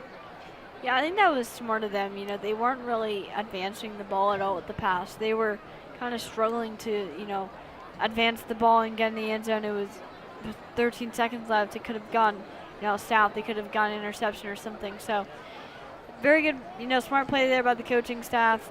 You don't want to see them get out coached. So I'm proud of the Parkland coaching staff doing a great job here tonight so far, with 9 seconds left to go until the halftime break. So, Nazareth will probably just come out here, kneel it. They don't want to risk anything. And, right now, Parkland has been doing a great job of just, maintaining this lead. I think this is what Nazareth kind of didn't want to see happen. They wanted that strong pass game, and they haven't really been able to get that so far, as the Parkland has been rushing foul zone all over the field tonight, forcing him to make uncomfortable plays, make those difficult plays rolling out of the pocket, and, kind of throwing sideways. We saw him, with his rocket arm just fire a little too much. And, I think their objective here tonight was to fluster foul zone. And I think they're doing a great job at doing that. And that was number 19, Kaden Bassemi, on the return for Nazareth. So it looks like Nazareth's going to come out here and try to run some plays with 5 seconds left. There's foul zone. Foul zone's going to sit back. He's going to have no options, though, and he's just going to keep on running. He's going to get some yardage here, but the clock will run out, I believe. So he is brought down by Army of Trojans. And that will take us into the halftime break, where the Trojans are up 10-6 over the Nazareth Blue Eagles. If you're a Parkland fan, this is what you want to see. You want to see your Trojans up a half. You want to see them stopping foul zone and not allowing him to get in the end zone with 5 seconds left until the halftime break. I feel like both teams are doing a great job, but having those little mistakes is really what's killing Nazareth right now. If they can just tighten it up and not have these mistakes, maybe it'll be a different game in the second half. We don't know. Yeah. That's quite a wrap you're wearing. Perhaps I could get you some fluffy new slippers made from the heads of innocent and defenseless baby seals. Mr. Ventura, there's nothing wrong with enjoying the fruits of nature. You should try it sometime. Alrighty then.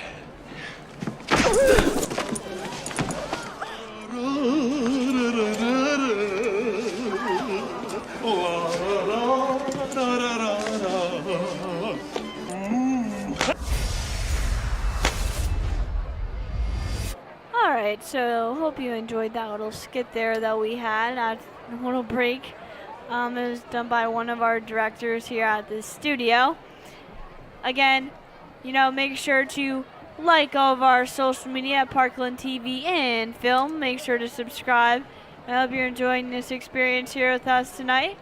But again, very good job here in the first half by the Trojans, but I'm very eager to see what the halftime adjustment looks like for the Nazareth Blue Eagles. They're going to be ready to play. They're going to be ready to bring it in the second half. Like you said, Nazareth does a good job adjusting, and I don't feel like they will get in their heads too much because a simple touchdown will put them back in the lead. So I definitely think the game is not lost for Nazareth. They could have a comeback. Who knows at this point? We both have these two strong teams where it could go either way still. So hopefully Parkland doesn't get overconfident and it all works out.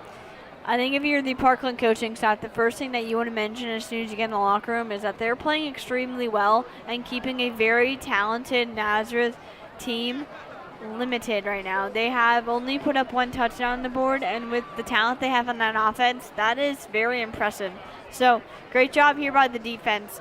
They got to keep that trend going. And another thing that you're mentioning is you do not want to let them get a touchdown coming out of the half. You want to keep this lead because if they put a touchdown, now we're running from behind. It's definitely a one-on-one game with points, and just seeing who can contain the other team the most, that's going to be what's going to make or break each team. And I think Parkland's doing a good job at containing foul zone and his offense, but Nazareth is doing a great job too, taking our offense passing game out of the table. Yeah, we've seen them kind of limit their big playmakers. I haven't seen Newsom's name. We haven't called his name a lot tonight. I think that Newsom has been very limited tonight in this ball game. He hasn't been able to make many plays. He has been very, I don't want to say quiet, I don't want to jinx it, but he has not, had so far a productive first half. And, neither really has Wimberly. Foul zone, not too loud and not, for terms of being foul zone, not a very good game. He threw a touch, an interception. He also, so I'm sure he's very upset about that. But you really just want to keep this trend going in the second half if you're the Trojans. Definitely, and I totally agree with you. Fun fact, Keith Groller actually complimented our marching band in our interview that we did. He says he's usually a big fan of marching bands, and this year he said our show was phenomenal. Yeah, so very impressive. We'll see the Nazareth marching band come out first. But like I said, Keith Grower, he mentioned, how both of these teams are very talented. He thought Parkland was going to come out on top. So maybe Allie is going to be proven wrong tonight. I hope Allie is proven wrong. It's looking like she will be so far. It's a great first half by the Trojans. Not a very good first half by the Nazareth Blue Eagles. That's what you kind of want. Again, I think the confidence has been kind of playing in a role with the Blue Eagles in this game as they lost last week to the Freedom Patriots as compared to Parkland lost a couple weeks ago to the same team. So that's kind of playing a role. You have the mentality of coming off a win, a dominant win from Parkland versus Nazareth, coming off a loss. So we're going to give you some highlights of the first half.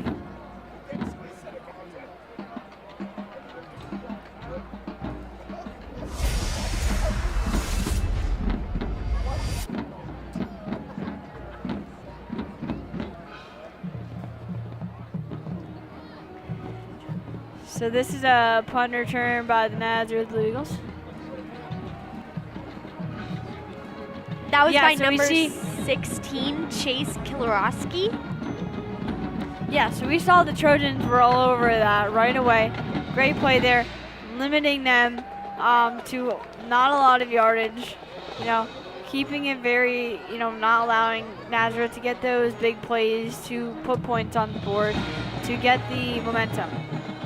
I definitely feel like both Parkland and Nazareth have been doing a good job on having returns, and there we see Wimberley, but Parkland just shuts it down, and I feel like Parkland does such a good job shutting down returns in our defense. That's something they're really good at and something that they've been utilizing today for this game. Yes, definitely a dominant defensive line here for the Trojans tonight. As I mentioned, Nazareth lost basically their whole O-line and D-line last year, to graduation. So, and now we see here from the kickoff from the Trojans, Nas Adams returning it for a good return here.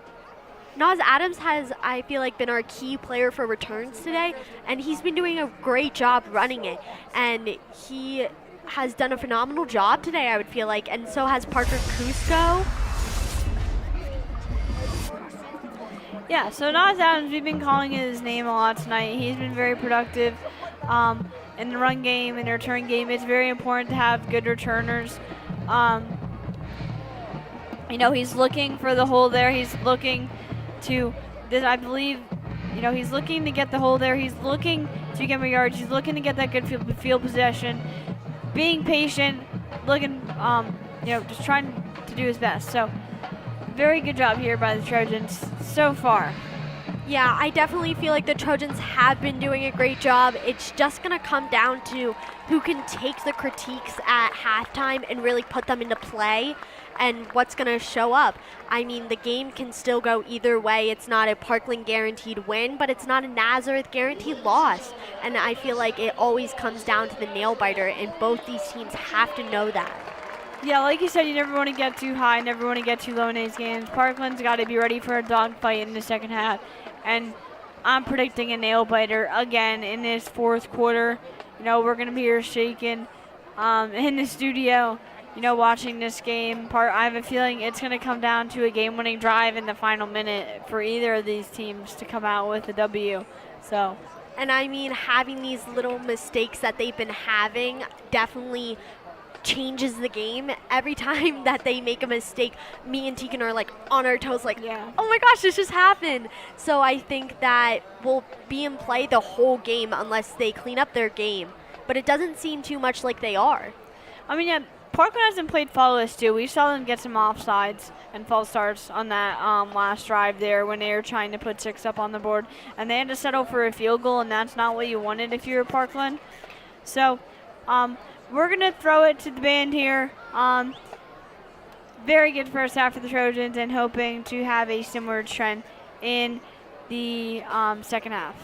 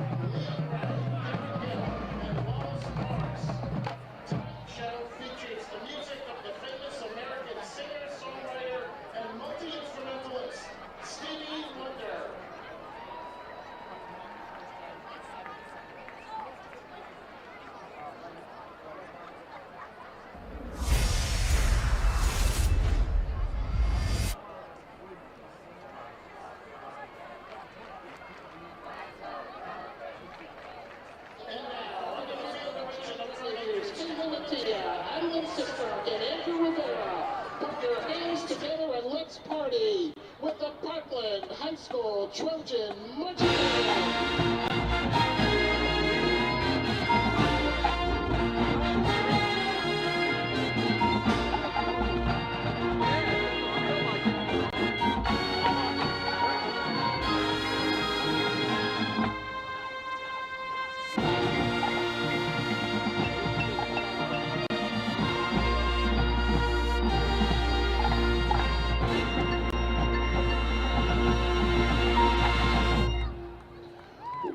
One of Stevie's earliest Grammy-nominated hits, known for its signature groove, Uptight.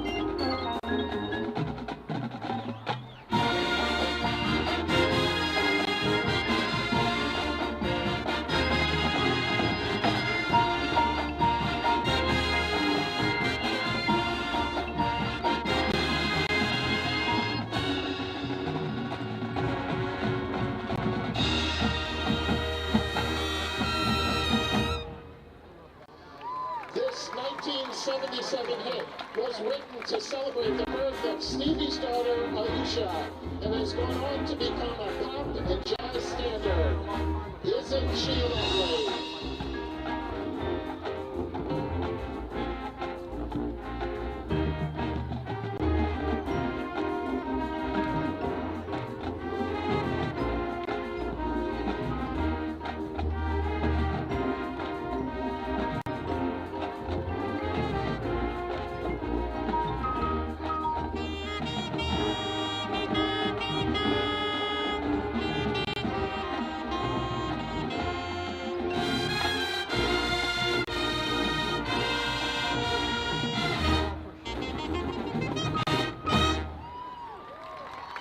Peaking all the way at number 3 on the U.S. pop charts, this next hit has people dancing for decades. The first single fully produced by Stevie himself, signed, sealed, delivered.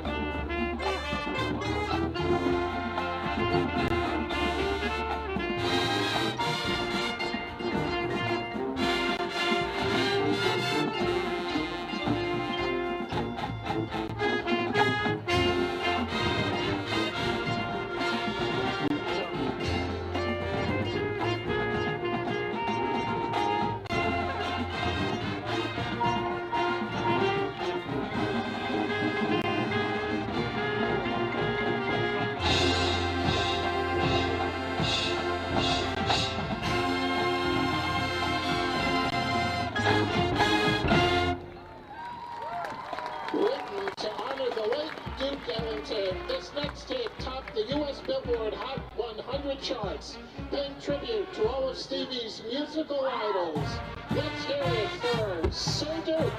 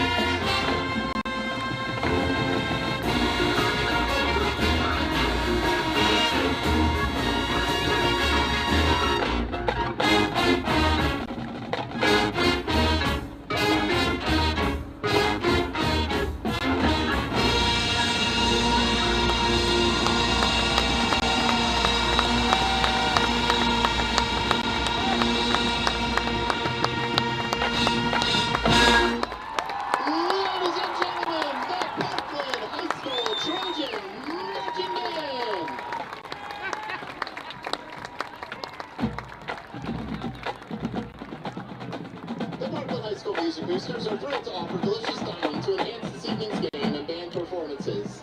Please make your way over to the far concession stand and take your pick from pulled pork or buffalo chicken over mac and cheese, a marching taco with your choice of toppings, or a cheeseburger, hot dog, or pizza. Wash it all down with an ice cold refreshment featuring soda, Powerade iced tea, and water. The Parkland High School Music Boosters wishes to thank you for your generous support of the band this season. Stop by and have a bite while supporting these wonderful performers. Let's hear it for them. Once again, ladies and gentlemen, the Yale Parkland High School Trojan Marching Band.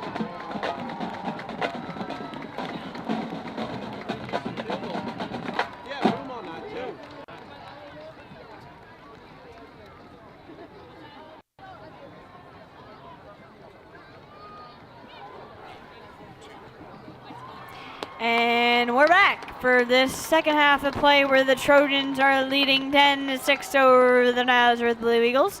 And, you know, if you have noticed our our fabulous replay system that we have been granted here, we want to thank the Parkland Education Foundation for granting us with that. You know, it's very fancy. We like it a lot. You know, it gives us opportunities to talk about stuff more, and it gives a whole new dynamic to our broadcast here, not only for us, but for the people in the booth over there who they had to do a little more work. But it's very nice. We can talk about the plays a little bit more, analyze the plays a little more, give you some more commentary, and make it a little more professional. So thank you for the Parkland Education Foundation.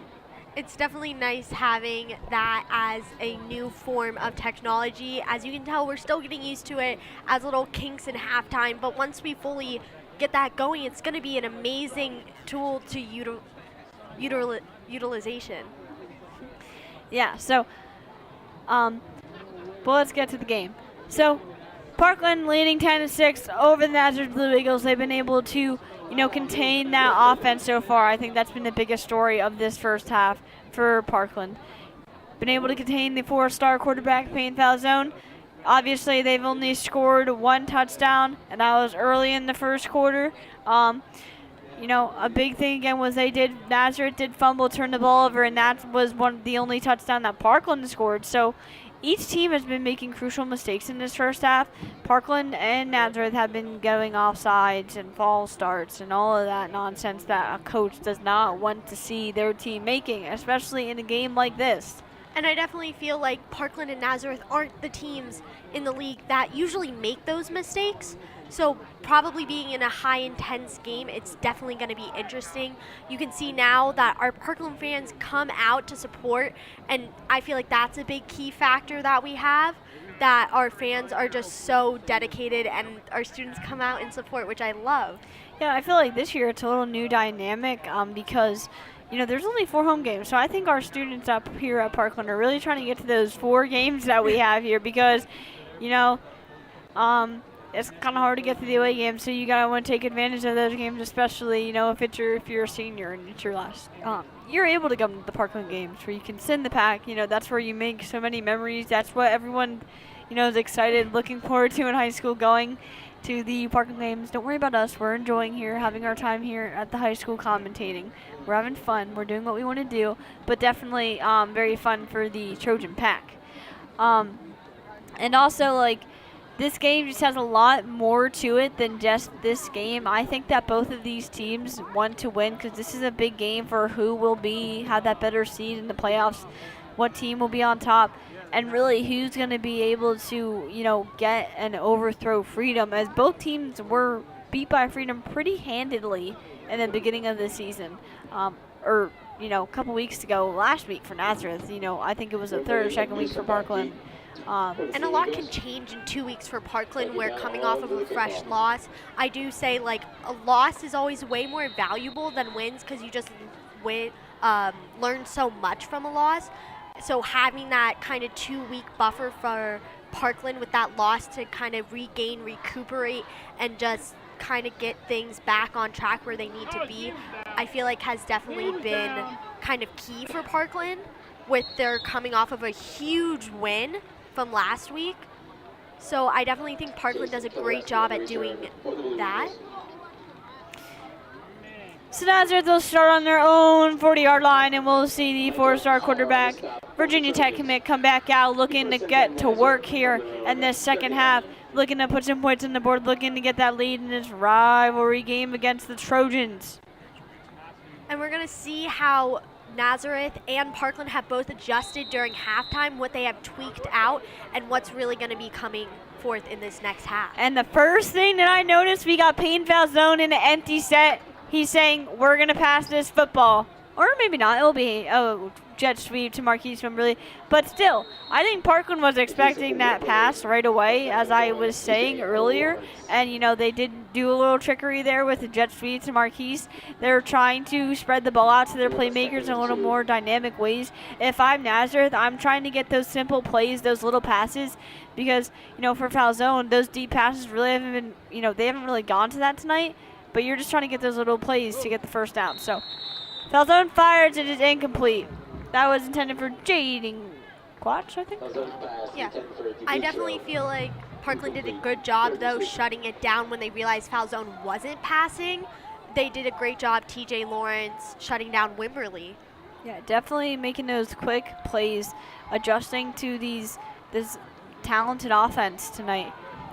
And you can just tell this offense is very talented with how many different plays they can utilize and do. Other thing you want to see is you just want to see like how these teams play when they're playing from behind. You want to see how Nazareth plays when they're playing from behind. And Parkland gets the ball quickly on a handoff to the Lafayette commit, Caleb Newsome. They were all over that. That is the first time we've heard Newsome's name this game, and he lost to Parkland was all over him, so that just might not be a great feeling for him right now. With that was third down, so that will bring Nazareth to a fourth down, 4th and 19. So now Nazareth will be forced to punt where they wanted to put some points on the board on that first drive here. Didn't hit their first goal. So that's not a good start to get going in this first half of play. We have quarterback Falzone punting. Yeah, like I said, good athlete. And Adams is going to take this for a good return. He might take this all the way. He gets blocked. Go! He's going to take it to the end zone. Not Adams. He's at the 5-yard line and will get thrown down by Falzone. Stopped at the short of the goal line. And that's what Parkland needed. Nazim Adams has been such a key player, and him returning this is astronomical. I love the way that Nas Adams, looks for his blockers, makes that quick cut there to get that yardage. That reminds me almost identical of a play that, Trey Trimba made last year on the punt return for a touchdown. But, Payne Falzone, good job there by being able to stop that. Maybe a little frustration here for him. I think that was Parkland's goal to get him flustered. But Parkland will start on their own 15-yard line here. And they have some momentum here. They got a third 3 and out, and now they're trying to put in the ball in the end zone. So handoff Lawrence will go for little yards. Like I said earlier, Nas is such a fast player, and he utilized his talent so well in the fact that he just ran that ball and dodged, which is exactly what the Trojans needed right now. Yeah, speed as a football player, speed kills. You need speed on your football team. That is why you see all these players posting their 40-yard dashes and what their 100 times. You see them running track, working in the weight room to get faster, and that's what college coaches look for. So another handoff to TJ Lawrence, and it was a good run, but I do believe he will be stopped short of the goal line. So it'll be third and 2 on the ball on the 8-yard line for the Trojans. Getting closer to the touchdown. This is what Parkland does best. Inching away for the touchdown, honestly. I think this year Parkland's not a team that's going to, attack you with, 50-yard plays. They're a team that's going to attack you with, 4-yard plays, another 4-yard plays, 3-yard plays. They're inching away at those, like you said, inching away at those first downs. So another handoff here, but they'll be stopped. I don't know. I think he may have got the first down, but it looked like that was Leo Doberman, number 14. Yeah, so he got the fuse. He managed to get the first down, but there was a flock of Eagles on him immediately. Nazareth is prepared for this. They know how to game plan against Parkland. Touchdown, Trojans! I believe that was Dauerman again. I don't want to. This is exactly the momentum Trojans need right now. Being up 16-6 is not a position Nazareth wants to be in currently. So we'll see how Nazareth fights back, but this seems like a great game for the Trojans. Yeah, so that was the power back. Big man Reed Andrus powering in there to get the touchdown there. Another one of our captains. Yeah. Again, we see the captains here making all the plays tonight for the Trojans. Not just the captains, but great job being leaders. So the kick is good, and that's going to put Parkland up 17-6. So 11-point advantage on the Eagles. They got some leverage here now, being up 11 points. It's a 2-score game now. The Nazareth Blue Eagles are not just playing behind by, 1 touchdown now. They're playing behind from a 2-score game. So they really got to get some momentum here. Parkland has all the leverage, has all the momentum. Nazareth's got to start getting to work. I don't think Nazareth expected this from Parkland, and Parkland's game tonight has been very good. I think Nazareth just needs to tweak a couple things. They've been kind of rushing their offense, not really expecting that Trojan defense to be so well on them. So I think the Trojans defense is doing a great job adjusting, and the offense is doing a great job with running it in. Yeah, that was a great run there by Reed Andrus, to get that touchdown. He's had a lot of those touchdowns in these games. We see him, they put him in close to that end zone, being that power back to just power it in there close to the goal line.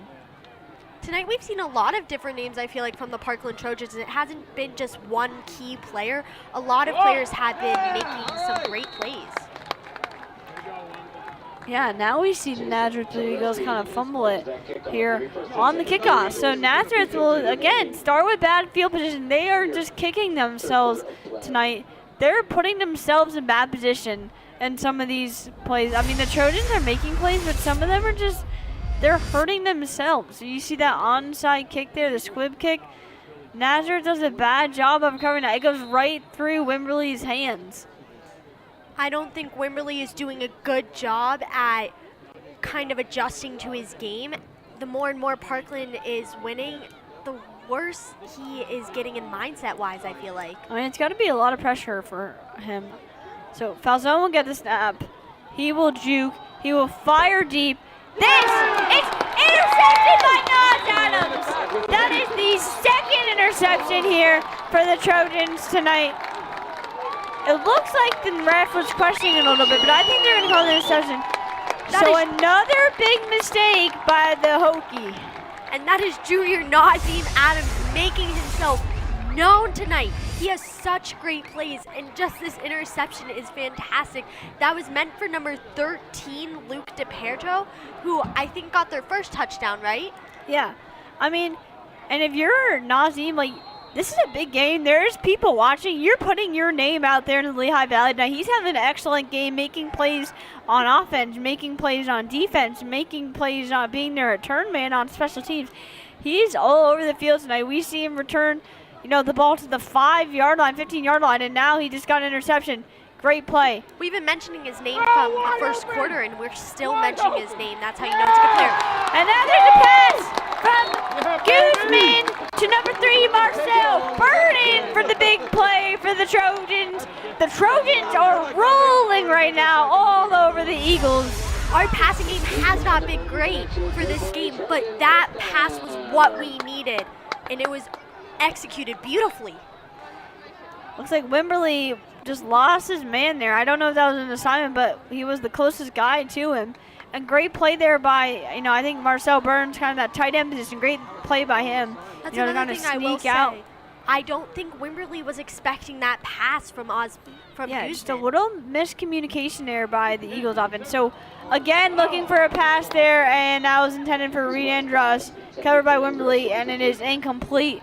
Again, we did just see that big pass play, but the Parkland pass defense, or Parkland pass offense has been looking, kind of, I don't want to say weak, but that hasn't been very active tonight. Let's say that. I will say, if Parkland gets another touchdown, Nazareth doesn't want to dig themselves in such deep of a hole that they can't get out of. Not saying that another touchdown would lead to that, but it would definitely help solidify the Parkland win. So pitch to Leo Doberman. Doberman's going to take it to the outside on 2nd and 10. And he will be brought down, but not after getting a good amount of yards there on that play. So Caleb Newsom was on top. Great play by Doberman there to just fight for the extra yards. He's trying to prove himself. He's trying to make a name for himself in his senior season as a captain.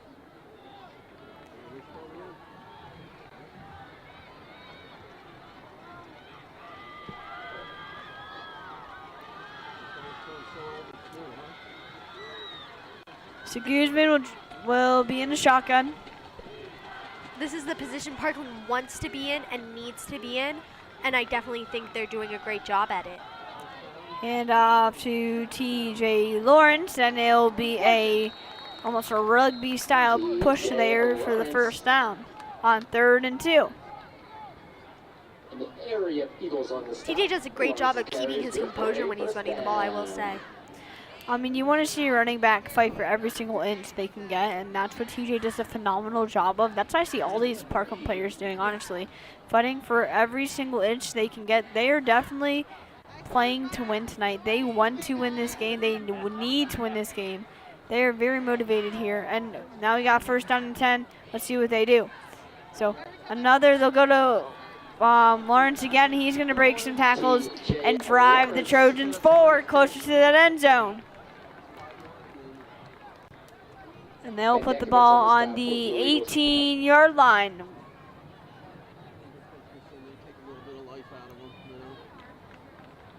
Sorry, the 13-yard line. They'll put the ball on the 13-yard line on 2nd and 5 for the Trojans.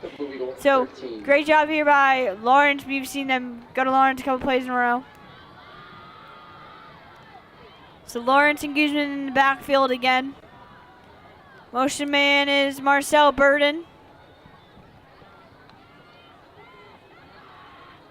Quick handoff again to Lawrence, and he is going to get some yards there for the Trojans. We've seen him bully his way through here for a good amount of yards on 3 back-to-back plays. Like you said, them fighting, the whole team fighting, they had to come into this game with the intention of everything left on the field, and that is exactly what Parkland is doing tonight. So another handoff to Lawrence, but Nazareth is expecting it. And this is the thing that Parkland kind of wants to, I mean, personally, I think that Parkland needs to kind of avoid going to Lawrence every single play. You don't want to become predictable. You don't want to, you don't want Nazareth to know, okay, they're just getting the ball to TJ. Let's just load the box here. You want to spread the ball out. You want to have some motion. You want to make them confused. You want to have to make them, anticipate stuff. Obviously, when you run the ball 4 times in a row, it makes it a little bit easier. So now it looks like they're going to do something different. Lawrence isn't in the backfield. He will be motioned into the backfield now with Guzman. And Guzman will motion to Reed Andrush. Previously, that was Cash Marsteller with the block. There you go. So Guzman on the read option is going to keep it and get some yardage there on 2nd and 7. And also another thing that this heavy Parkland run offense does is it just drags the defense out and makes them exhausted. It really makes a defense tired when you're out there for that long, playing the run, especially with this inexperienced Nazareth D-line. And they're dragging that clock out. They're burning the time that Nazareth doesn't have with and Nazareth's playing from behind, so they want that ball. And Parkland's kind of playing cat and mouse game right here. I will say Parkland's game has been very smart tonight with the type of plays they have been doing with the punt and now playing cat and mouse almost. It's very strategic, and that's exactly what they needed going into this game, is to have a strategic game, knowing. And now there's going to be a touchdown for the Trojans here, and the score will be advanced 23-6 with 4 minutes remaining. I believe it was it was Leo Doberman again on the carry there to punch it in the end zone. This is exactly what Nazareth does not need tonight, to be so far behind. I mean, it's not impossible for them to catch up, but if Parkland keeps going at the rate that they're going, it's going to be extremely hard to have a comeback. Yeah, and it looks like that touchdown didn't come without a cost. We see Leo Doberman being helped off the field now. We did get insight earlier that he had some ankle injury, I suppose. So that's very unfortunate. You never want to see, especially as a senior, having an injury. Ankle is a very nagging injury too. Something that really never really goes away. It just keeps on staying there and bothering you. And definitely in a key game like Parkland versus Nazareth, having injuries is not what the team wants or needs right now. So Parkland will come out for the extra point. And Doug Bell is ready to put it through the uprights.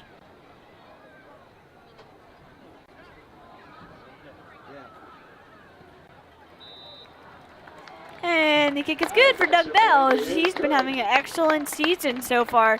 Been very efficient at, as the place kicker. So, no, he's having an excellent season. I believe he's a senior. Yeah. So, great job by him. It does seems like a small position there, but when you need to have a good kicker to win games, as we see Nazareth, they could be only down 10, but they are down 7 or 11 because they missed a field goal. So definitely just the minute details of this game that comes down to the wins and losses in those columns.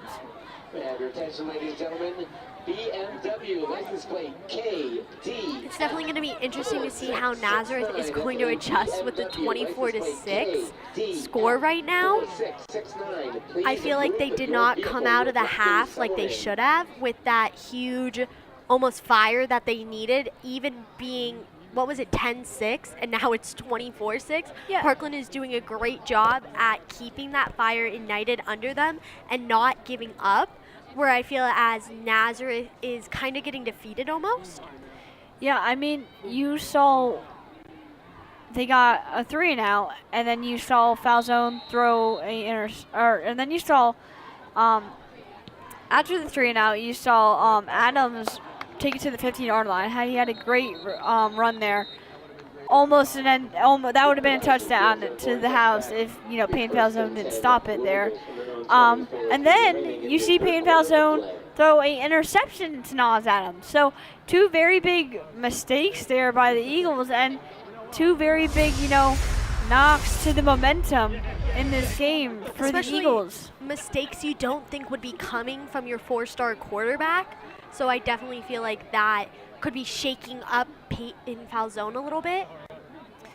I mean, you definitely want to have the confidence, and you got to think he's already committed. There's definitely still a lot of pressure on him to perform, though. Everyone's saying, "Oh, he's a 4-star. He's so talented," but that definitely comes with some pressure. I mean, he's undoubtedly talented, but there's definitely a lot of pressure on him. So Falzone will drop back. He's going to fire quickly, but that is wrapped up by number 2, Reed Andrus on the tackle.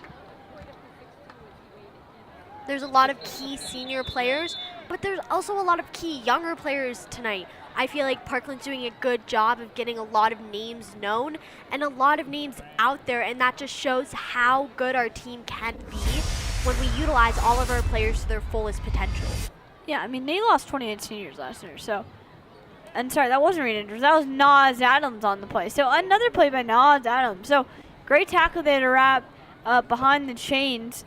I mean, but like I said, they lost 28 seniors. You're looking for that, there's a lot of juniors who were sitting, on the bench on the sidelines most of the season who didn't get that game time experience. And, once that senior class leaves, it's on you to be in those positions and to play. You're just used to getting in those second-team reps that, as the season goes on and the games become more important to get a victory, those reps, go down a little bit. So you're really not getting any experience. Parkland is kind of grateful that they are one of those teams that are very dominant, so they do have a lot of those games where it's a blowout and they can put in their backups, they can put in their second, even their third, fourth string players. But it's still challenging when you lose that many seniors, and Nazareth's having the same problem.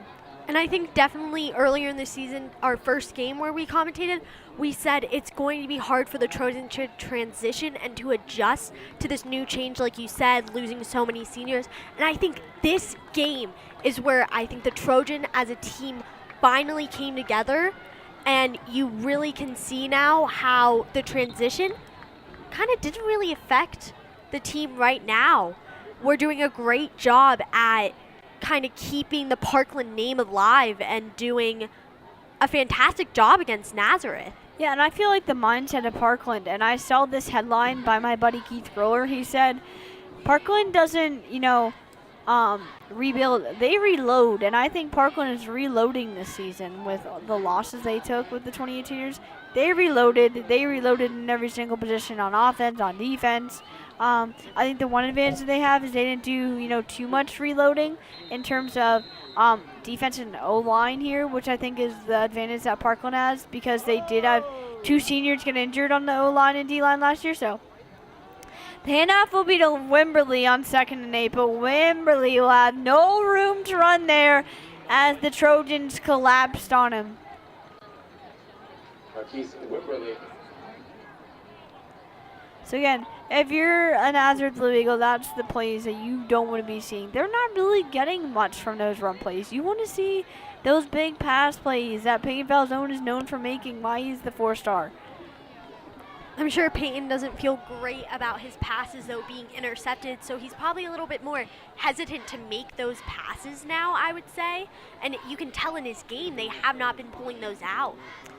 I mean, definitely when you have 2 interceptions, that does play into the mind of quarterback. You got to have, a mindset where you kind of had, just, quick memory loss and just forget about those plays, forget about the mistakes you made, and be ready to make the plays. So another handoff to Wimberly, but Parkland's defense is all over it on 3rd down and 2 on their own 28-yard line. So Nazareth will be forced to punt here.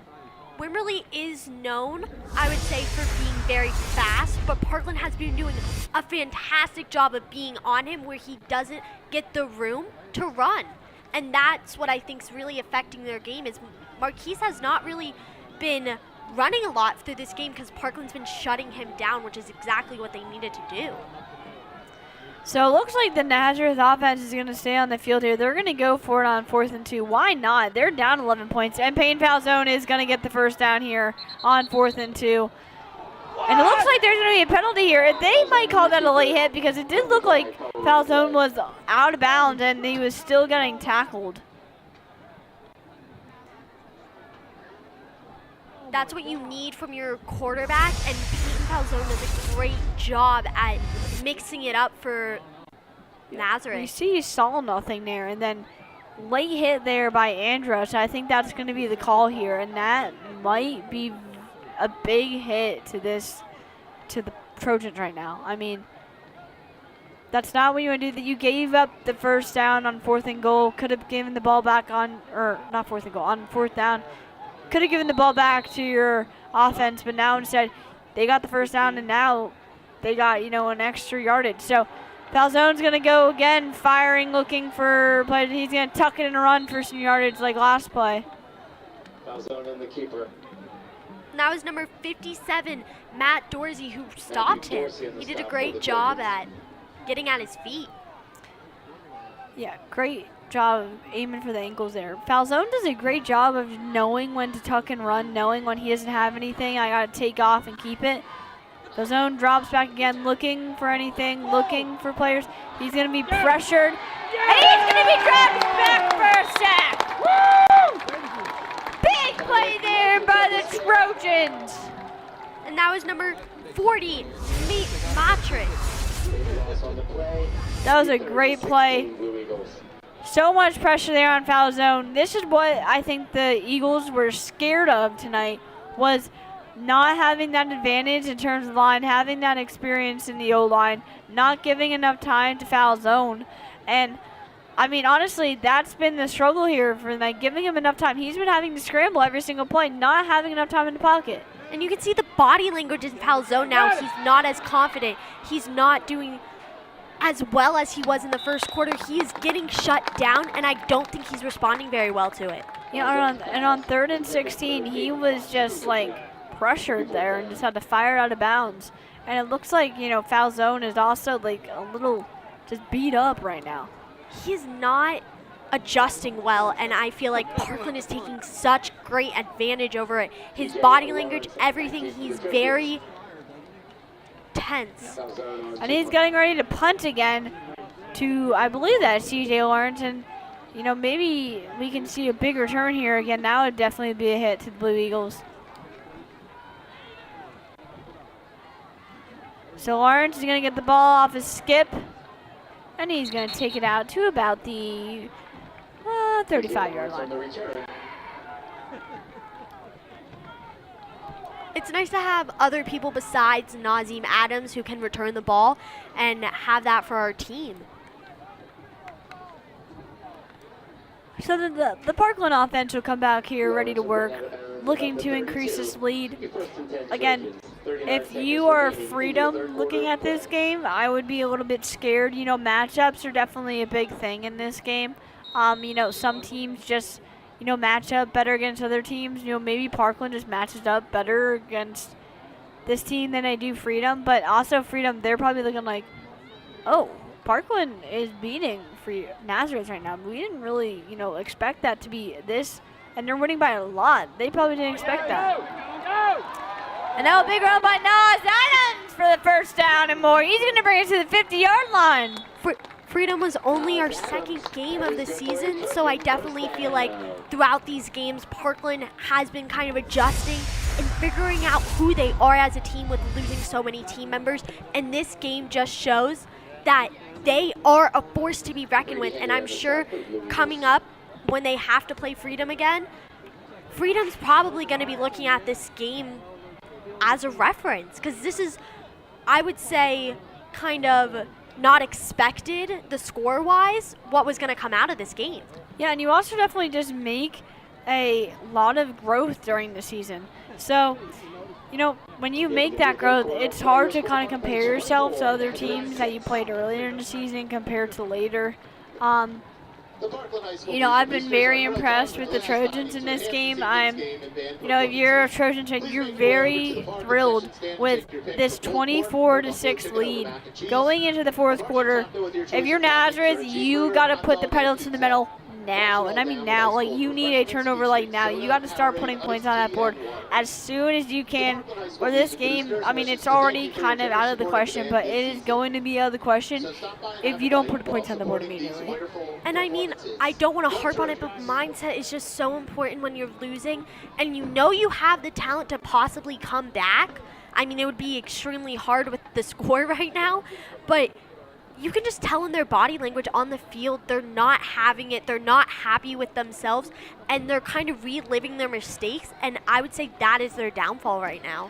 I mean, in Nazareth, obviously, I think that they're not playing their best game. I don't think they're playing their best quality football game that they could be playing at the moment right now. I think they probably have seen themselves been playing better football compared to what they're playing tonight.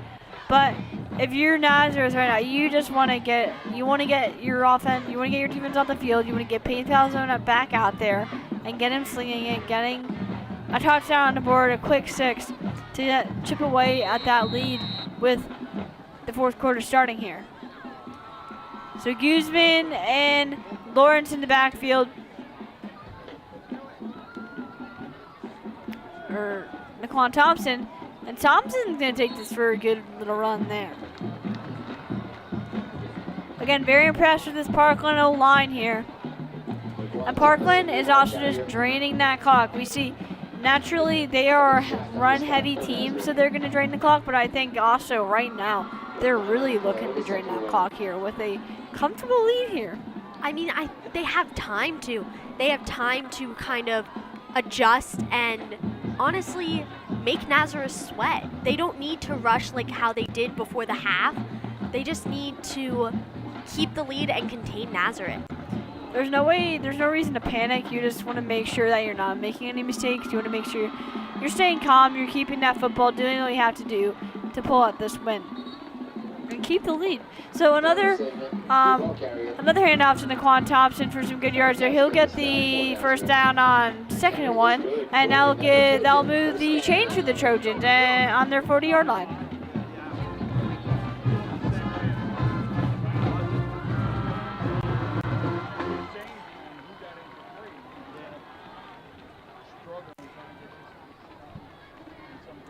So Guzman's going to be, managing. He's been doing a good job managing the offense tonight. Again, Thompson giving Lawrence a little break.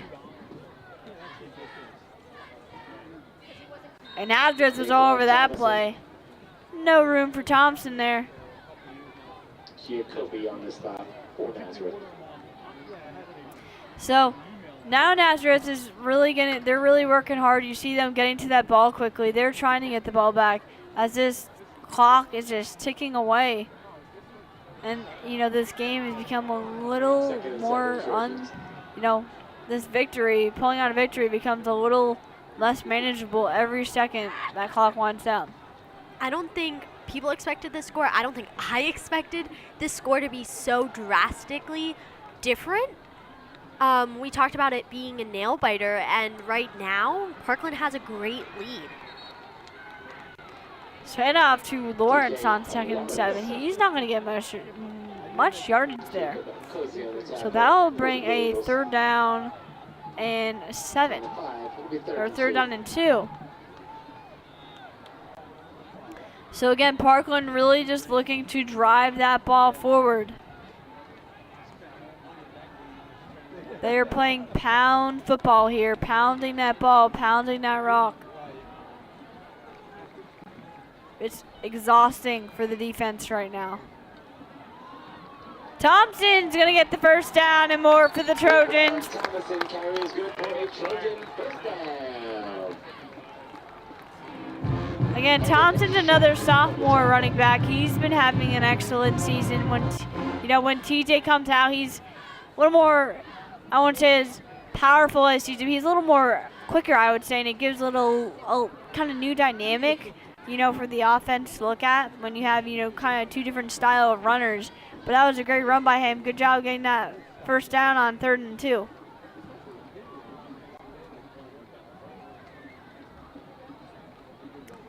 So another handoff to Thompson. He's going to drive forward. Oh, right to the face by number 50, Jake Benakovitz. You can see Nazareth getting a little dirty here now, probably because they're upset with themselves, and it's only them to blame. Yeah, so good first down there for the Trojans. Good job powering through there. And again, this clock is winding down. Almost 8 minutes left in this 4th quarter. Clock is winding down. Game is slipping away from the Blue Eagles.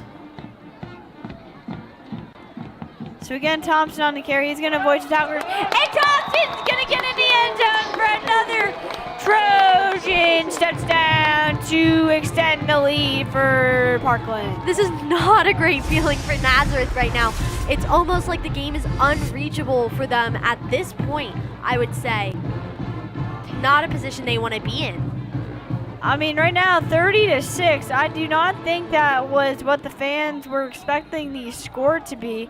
In this 4th quarter, I thought, I was expecting a little closer game here. Nazareth is just making a lot of mistakes here tonight.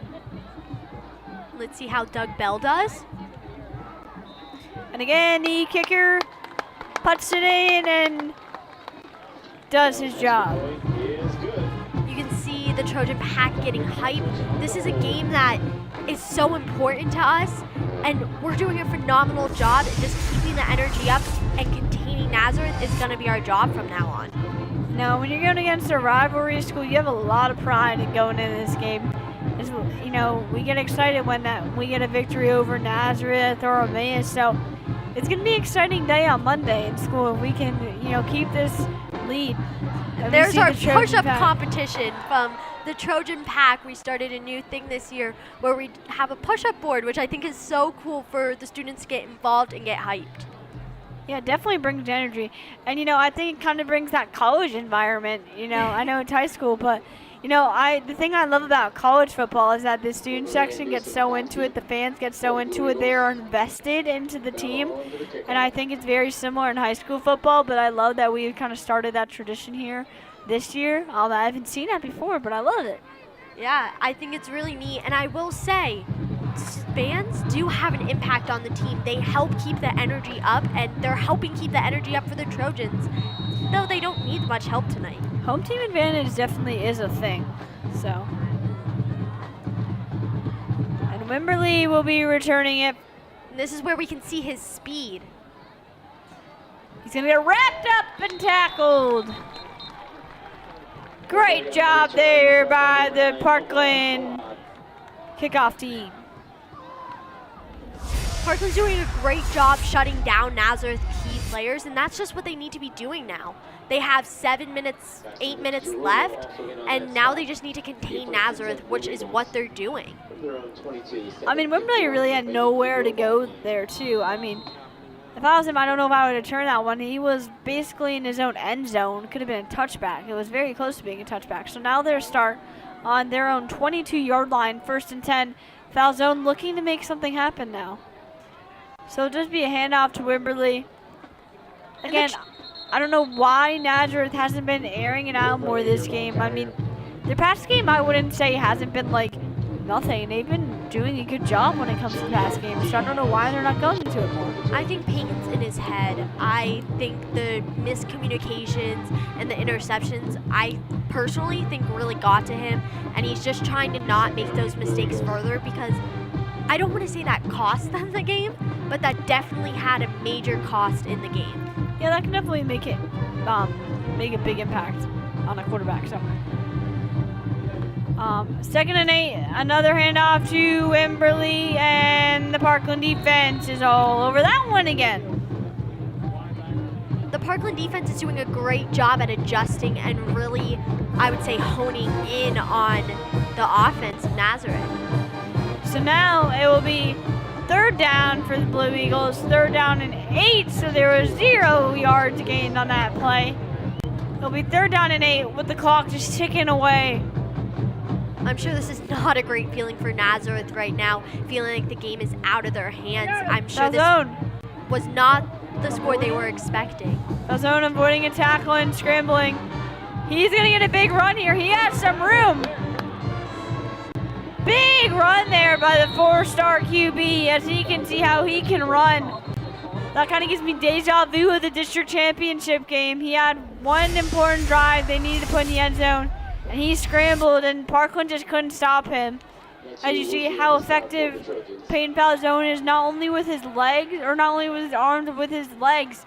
He's very fast. He runs, I think, an 11.340 yard dash, or not 40 yard dash, 11.300 meter dash in track and field as a sophomore. That's very impressive, very speedy. So he's got those long legs, as you can see. He's about, I believe, 6'5". So you can see how that speed kills as a QB. And it's definitely interesting to see he's not one QB with just an arm. He has so many assets to him, and he really uses them super well.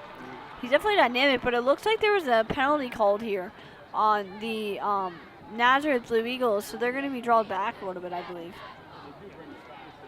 I feel like that's been a pattern this game. Yeah, and that's definitely just like another hit to Falzone. I mean, you make that big play, and then you see you get a penalty, and you're like, I mean, what do you got to do to make a play here tonight?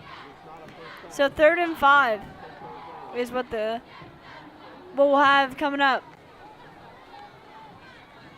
Falzone looking. He's going to tuck it and scramble again. Just like last play, and just like last play, he's going to get a big gain. So Falzone on 2 plays in a row tucks it and runs for a big gain.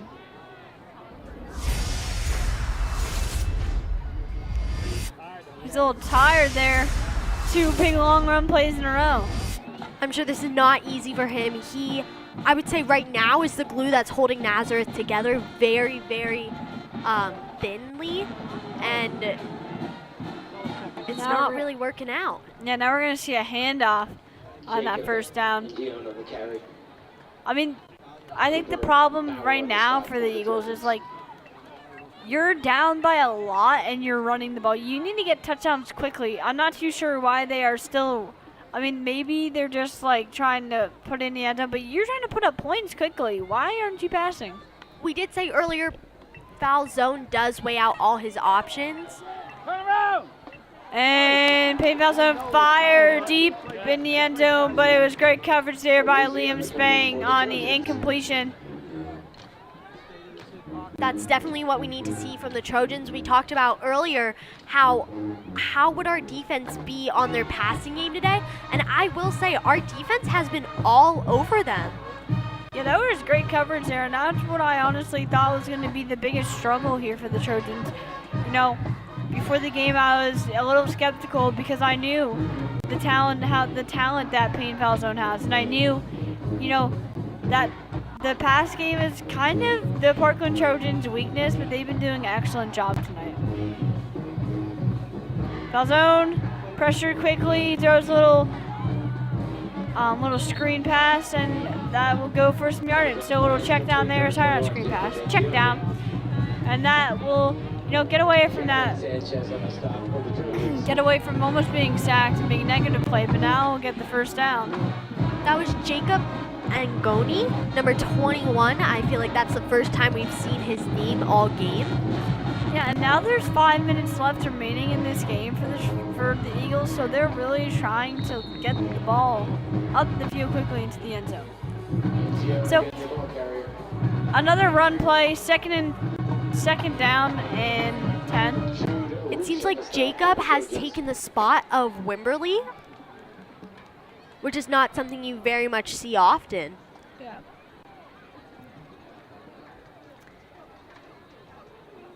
So Falzone in the backfield. He's going to roll out. He's going to be pressured. He has nowhere to go. And he's going to be sacked for a big loss. It's a problem that you see some NFL quarterbacks and college quarterbacks come with. They're scrambling all over, trying to make a play, avoiding tackles, and they get themselves in trouble, as he lost 6 yards there. This is not a great feeling for Nazareth with only 4 minutes left. And I would say this game is unreachable at this point, but we never know what's going to happen. Yeah, I think that's definitely safe to say. But also, I would not blame this game at all on Falzone. I mean, he has had no time tonight, and I give credit to the Parkland pass defense and the Parkland run defense. Incredible pressure here on Falzone tonight, as he just airs another one into the end zone for incompletion.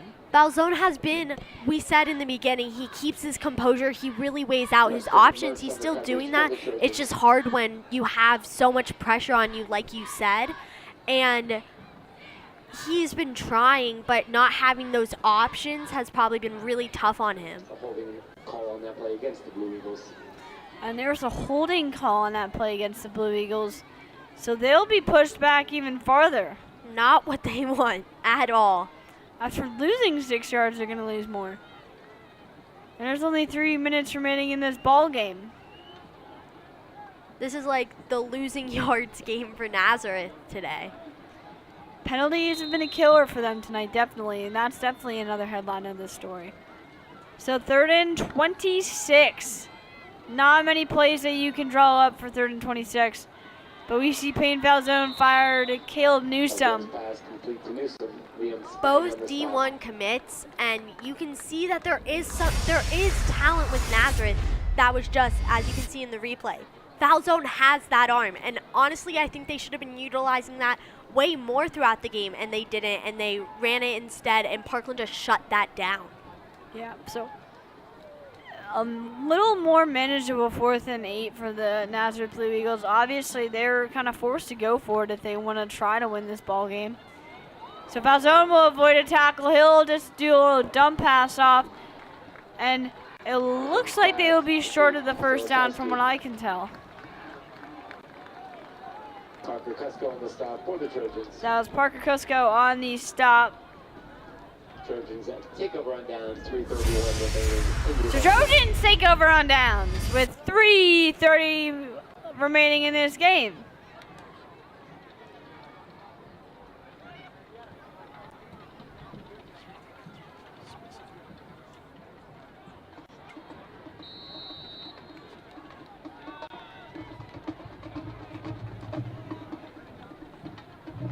All right, so the Parkland offense will come back on the field. They're energized. You see them kind of jumping around, ready to get in, a little bit of victory formation here. But they're just going to run this clock out to the timeout.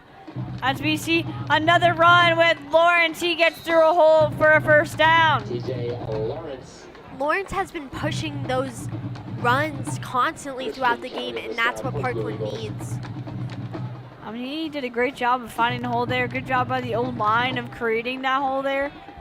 Parkland, all in all, is doing a fantastic game. It's a well-played game. It's a well-played game of football tonight. I would say, honestly, by both teams. It's just Parkland, I think, has more fight in them and is outplaying Nazareth. Yeah, I've been very impressed. Parkland definitely showed up on all three phases of the field, and I think that's why the score is what it is right now. I think the key to the game was Parkland being able to contain foul zone. They did that, so that's one check. They were able to put points on the board, so that's one check. And on special teams, they've been making big plays. You saw the big return by Nassim Adams. He had a big return in the 50-yard line. Could have very easily been a touchdown. And not even just Peyton. I think they were also worried about Newsome and Wimberly containing them. And I think we've only seen Newsome twice this game. And Wimberly, we've just been containing him every time he's gotten the ball. So with all three key of those players on Nazareth, they've been doing an excellent job of containing not just foul zone. Yeah, I mean, we talked about the amount of talent that this Nazareth football team has. And if you look at that and then look, all the stars they have, all the, commits and, recruits they have, Parkland really doesn't have a lot of that, and that's no hit to Parkland. Parkland's a young team. I'm sure they will have that next year, but just not this year. And both of the teams lost a lot of seniors. So I think this is a very impressive win for Parkland, and it's a very, it gives them a lot of, confidence. So we see Blake Nastry, the sophomore at quarterback now, as they're putting in their backups. And Caleb Corsa is going to get a first down here and more.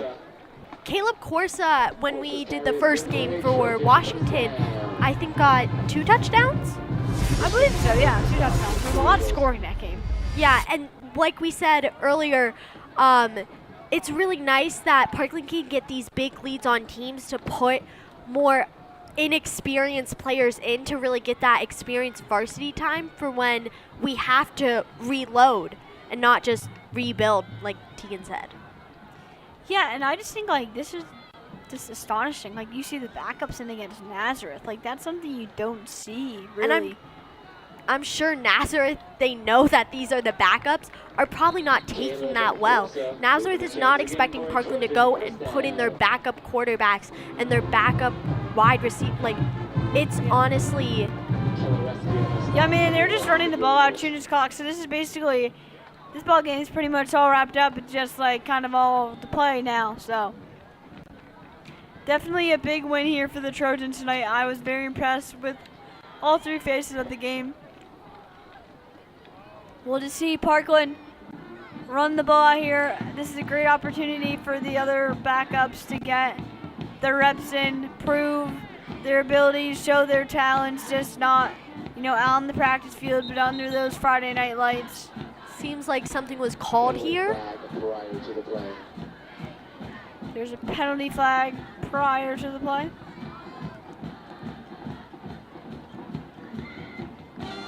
Sending in more backups. Yeah, it looks like the Parkland Trojans will be pushed back there, and that's one of the things that will happen when you put in the less experienced players. But that mistake won't take a huge hit now. We have a minute 20 left, so I think the Parkland can relax and just contain them. So not a lot of time left in this game. Big run here for the Parkland Trojans on 1st and 15.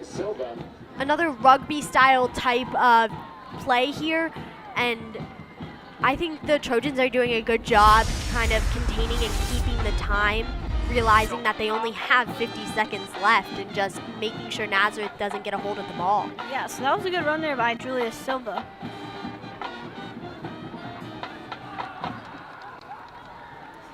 And you can hear the energy in the crowd through the screen. You can hear that band hype. You can hear the student section roaring a little bit.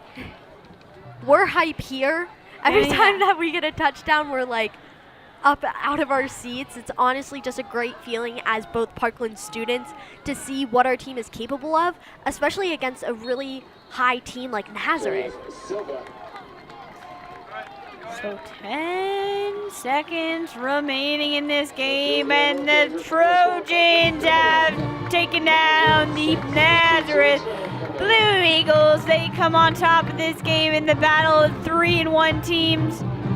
Great victory here by the Parkland Trojans. I would say this is not the outcome that we were expecting. I mean, I predicted that Parkland was going to win, but I didn't think by this much of a lead, so it's honestly great to see how well we played tonight. I think this was a very well executed game by the Parkland Trojans. We saw them on all, like I mentioned earlier, all three phases of the field. They were effective. They played very well on all three phases of the field. Hope Leo Dowerman's okay. We saw him go with ankle injury, and that's kind of one of the things that come out when you're in a dog match like this game.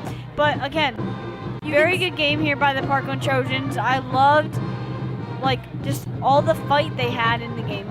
You can see too, there was just a hug with Peyton Falzone. The teams both have great sportsmanship, which is really nice to see with rivalry teams, and just having that nice camaraderie is a nice feeling, especially when you lose. I don't think Nazareth was expecting to lose by this much, and Parkland still being great sports about it and them being great sports about it is always great to see with our high school teams, because again, it can get a little chirpy, so it's always a great thing to see.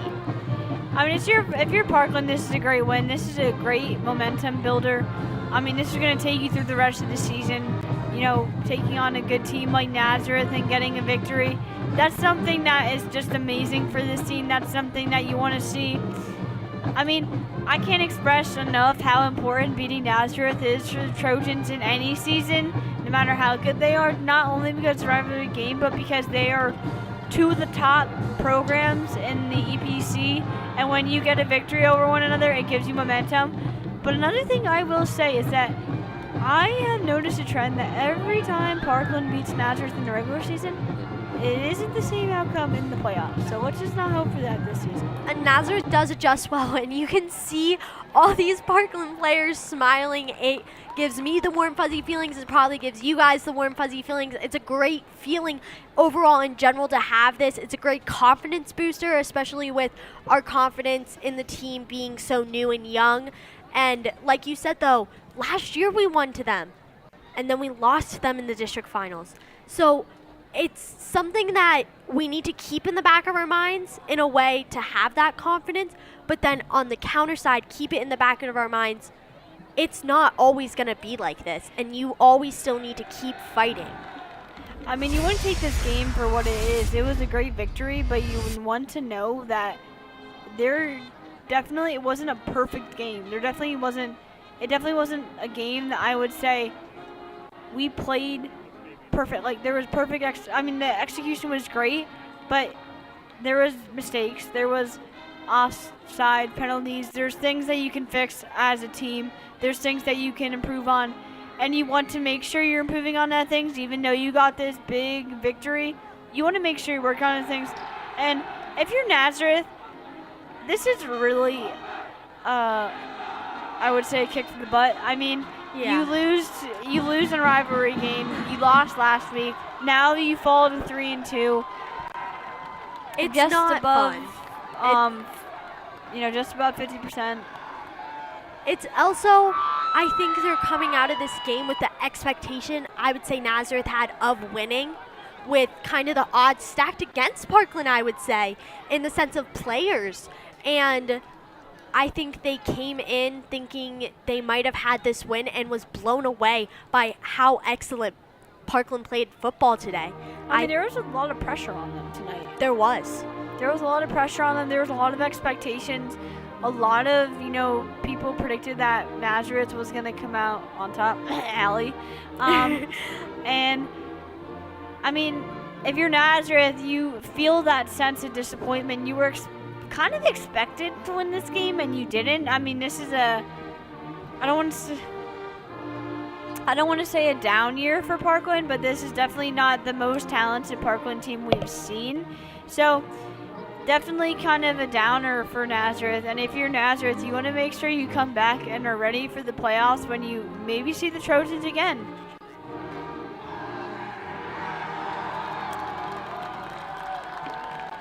So you see how happy this team is to get this victory. You see how happy the student section is. You see how happy the community is. And that's what you want to see in the Parkland community. I just think it's a great overall win. It's a great way to finish the night out. I think it's just overall a great kind of night. So we're going to actually finish with the interview with Leo Doberman talking about the Nazareth game and what his expectations were, like I said earlier, and just how he got into football and all that. So it'll be really nice. So stick around after this live to see that interview. Just one more thing I want to say before you start the interview. Nassim Adams had a great game. He had a fantastic game. Every single play. He had an interception. He had a great return. He was catching balls all over the field, making plays all over defense. Nassim Adams is definitely the player of the game tonight. I would definitely say that. He's made his name kind of known in past games, but tonight he really made his name known. And on such an important night like tonight, where you have like a very tough game, and just having, I would say he was a player on all aspects of the field, not just offense, not just defense, but both, and he did such a great job at it. So I would definitely call him the MVP. I mean, when you're playing against a talented team, those great performances mean 10 times more than if you're playing against a team that's less talented. Yes. Having a touchdown, having those great plays means more. It means more. It makes your name in everywhere in the Lehigh Valley heard. So now a third interview. Great game for the Trojans. Great win. Let's go, Trojans. Signing off is Abigail Wood and Tegan Trempa. Thank you for joining us today, Leo. How are you? I'm great. How are you? I'm good. So to kick things off, let's start with a little bit about how you got into football, what inspired you to get into football, and why you're playing football now. Yeah, so I've been playing football for 12 years. I started in kindergarten with flags at North Parkland. Then you go to 80s, 100s, 120s, 140s. I played throughout middle school, freshman. I spent time on JV, and now I'm on varsity, so I've been playing for around 12 years. But my brother and my dad both played football, so I think them kind of being in the sport wanted me to join it as well. Nice. You talk about being on the football team for 12 years. What would you say your most memorable moment being a part of the Parkland program for so long would be? It's kind of tough not to say winning district championship, but my sophomore year. But this past off season, we do this thing called Trojan War, which is usually a hard conditioning day for us. But our last one's kind of a fun competition, and we were inside pushing a sled when a bunch of kids' shoes were falling off, and they were kind of stopping and putting their shoes back on. And then this one young sophomore, his shoes fell off, and he tried to push in his socks, and he couldn't, and then he ripped all of his socks off. And the whole kind of Ox gym came together, like all 60, 70 of us started yelling at this kid, encouraging him to get across the line. It was just like cool team bonding experience. It was really fun. That's super neat. This year has been quite different for the team. I mean, losing key players like Luke Spang and Trey Tremba, who you have played with before in the past. So having that team bonding is really nice, but besides that, what else would you say the transition for the team has been? Yeah, it's tough. Obviously, all those guys are really great players, and filling those shoes isn't easy, but a lot of guys have had to step into different positions, different roles on the team. So guys switching positions, learning new spots, it's been probably the biggest transition. Coaches switching up gameplay and offenses and defensive strategies has also kind of been a big role for us. So now let's get into the upcoming game with Nazareth. So we won and lost to them last year. So coming into this game, what would you say your mindset would be, just knowing that you could go either way in this game. Yeah, I mean, we come in with every week with kind of the same mindset that we're going to come out and play the best that we can, but this week especially, we know it's going to be kind of a dogfight that, hopefully a four-quarter battle going into the last play, like last year during the regular season or last year during playoffs.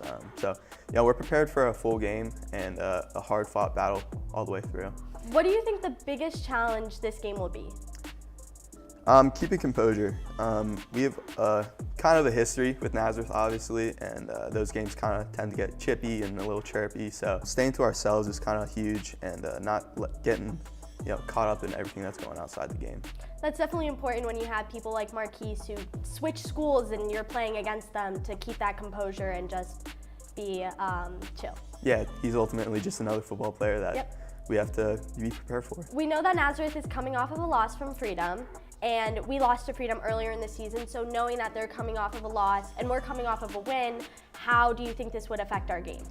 Yeah, Freedom's a really good team, obviously, as they showed against us and Nazareth. And Nazareth was kind of getting through games pretty easily, and they looked like they had a lot of really good weapons, but I think Freedom kind of exposed some of their flaws. So it helps us out realizing what we have to do, play clean football like Freedom did, and hopefully we can just mimic kind of what Freedom did and come out with a win. As a captain, Leo, how would you say that you're going to be motivating your team this week and how you have in the past? A big part of motivation is just energy. Football can be really hard, and sometimes wanting to be there is a struggle. So making sure that you have energy and you're making it fun so other people want to be there just makes everybody else want to be there as well. But I'm only one of 5 captains, and we have a whole group of kids that are, their sole purpose is to make sure everybody wants to be there and motivate everyone, so can't take all the credit for it. So, spending so many time with your teammates and your captains, what would you say that you love most about being a Parkland Trojan football player? When you're a football player here, you automatically have like 60 to 70 friends.